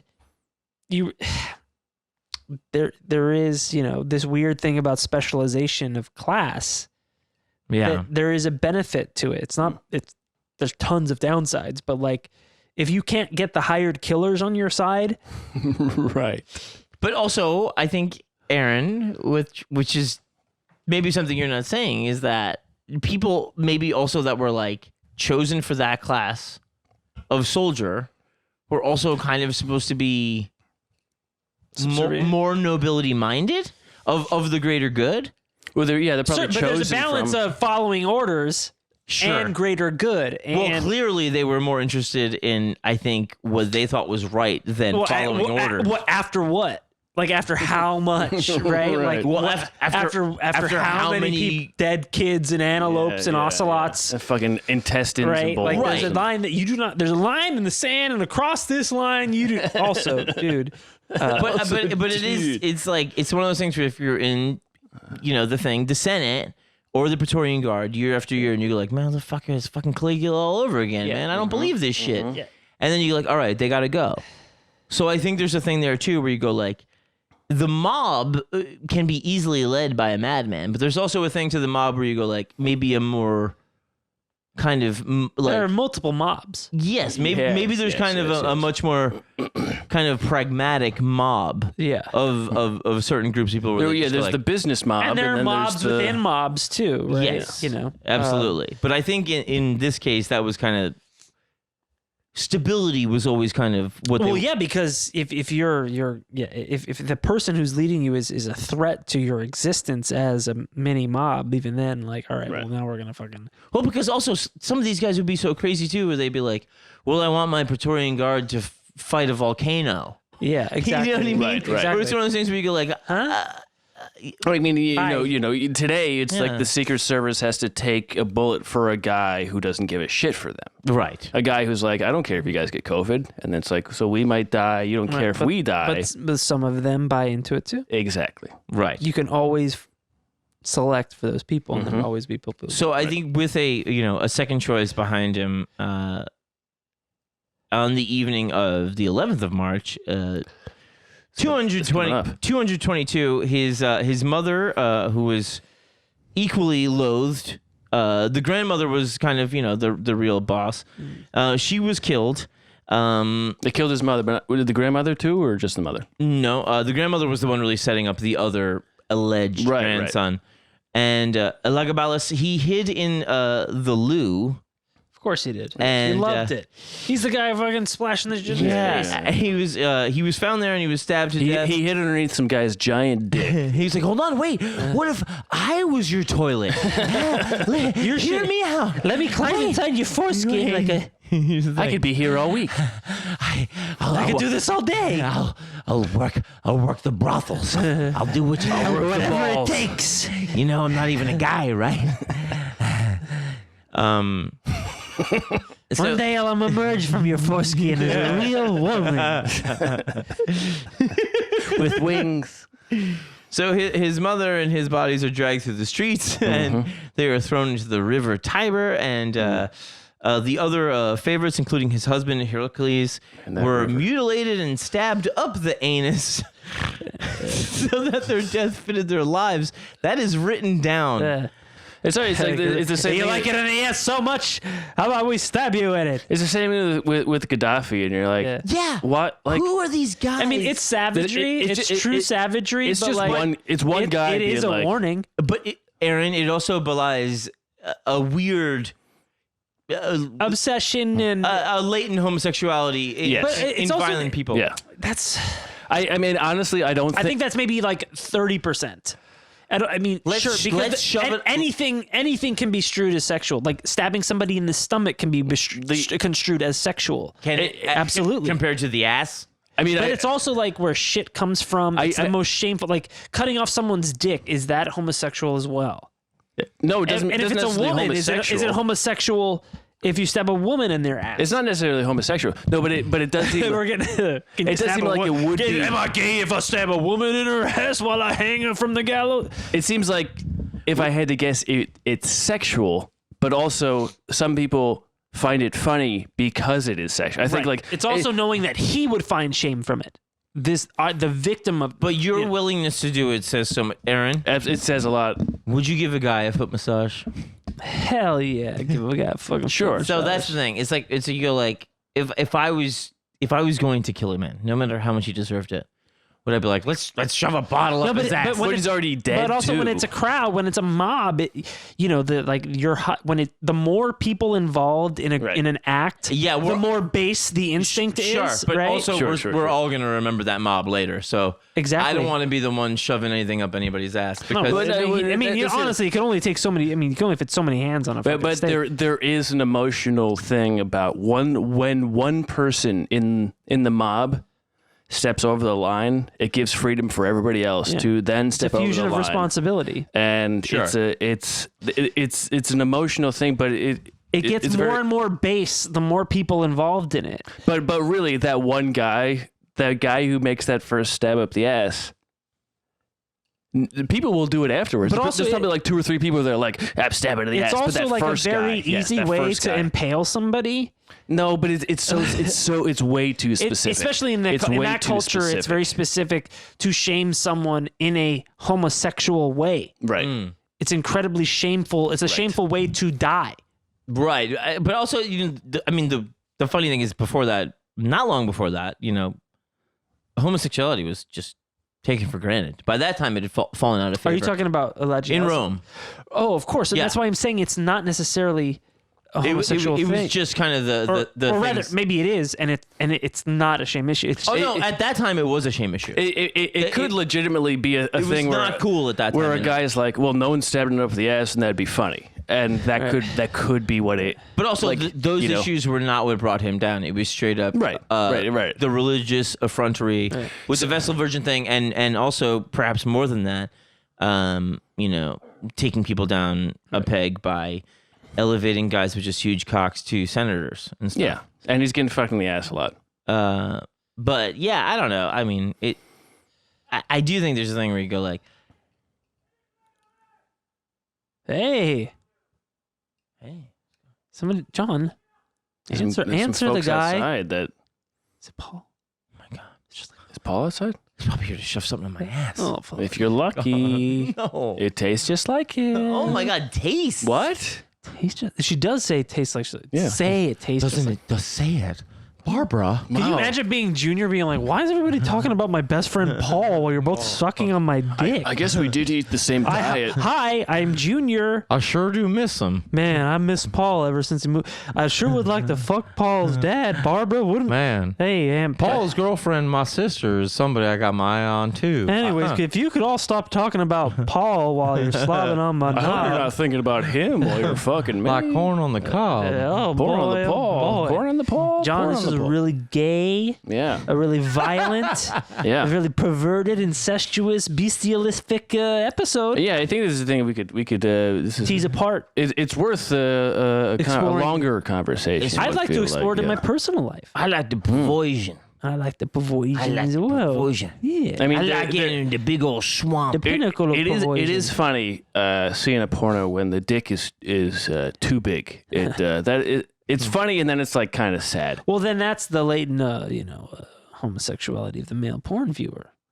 But it's funny at first, but then you're like, oh man, I want the stallion. I feel bad for the lady that has to not enjoy this thing, and for the man who's not enjoying it either. And the man who has to be like, okay, I thought a big dick was supposed to be cool, and it's very much not now. The only thing I can do in life is this, and I don't even like it. Exactly. I got a story about that's a Patreon. If only I didn't have this big old piece of driftwood. Man, if only I was more like Paul. Yeah, exactly. I mean, that's that song. Me and Paul. Paul English, yeah, it's the same. Yeah. It all ties back. It's a real good time, huh? Really great. John, what was that? That seems like a very interesting tome you got there. Yeah. So this is provided by my great friend Nevin Marshall. This is from Royalty's Strangest Characters, and I will be drawing a lot of biographies from this. There's some big fat dicks in there. Now, here's something. Perhaps if you wanna, you would think Royalty's Strangest Characters, no problem, right? Sure. There's weirdos there galore. Of course. Other books in this series. Boxing's Strangest Fights. Huh? What? He fought a bear. A kangaroo and an orangutan and Jack Johnson. Jack Johnson lost to a gator. Three-way battle royale. Hold on. Cinema's Strangest Moments. Fine. Okay, fine. Sure. Yeah, I guess, yeah. Fishing's Strangest Days. I was drunk at 4 a.m. and goddamn, it didn't get better. Does it have Fishing's Strangest Days? Does it have fishing stories? Does it have baseball's strangest Pauls? Baseballs. Okay, so the law's strangest cases, fine.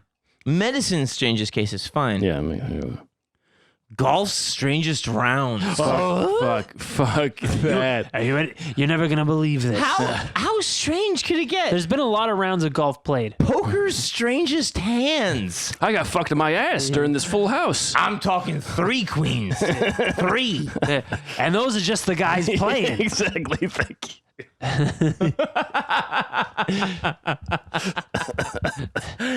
I got a full house, 45 queens playing poker. You're on the air. You know, I mean, like Fire Island, talk to me.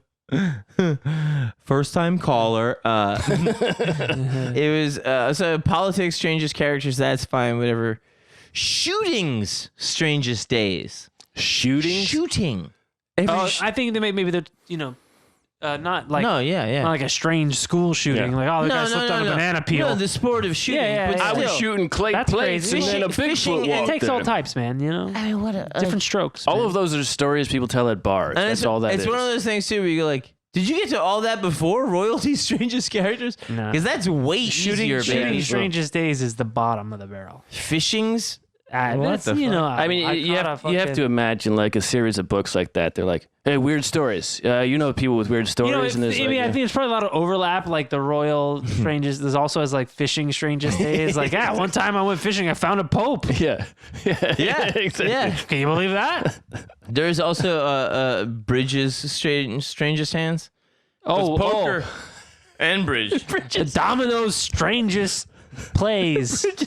Cribbage's weirdest nights. Go Fish's strangest days. I mean, it sounds like it could be a porno where it's like Microsoft Solitaire's Strangest Clicks. yeah. Minesweeper's Strangest Sweeps. cribbage after dark. Oh boy. Pinball's Strangest Flips. It's a great book to get into some of the weirdest people in reality. That sounds fun. Throughout history, and It's paying off already. I was really in love with it. And Nevin knows exactly what to send to me to get me going on some Hey, he's a fucking freak. Send me something, Nevin. weirdos. I love you, Nevin. He's one of the best dudes in the world. All of you guys need to meet Nevin. I would like to. I've heard much I about demand Nevin. it. I hear a lot of good things about Nevin. He's one of the best. So thank you, Nevin. I love you, and I'm going to say goodnight. My name is John Fahey. My name is Aaron Pita. Matt Brousseau. Good night, everybody. We love you.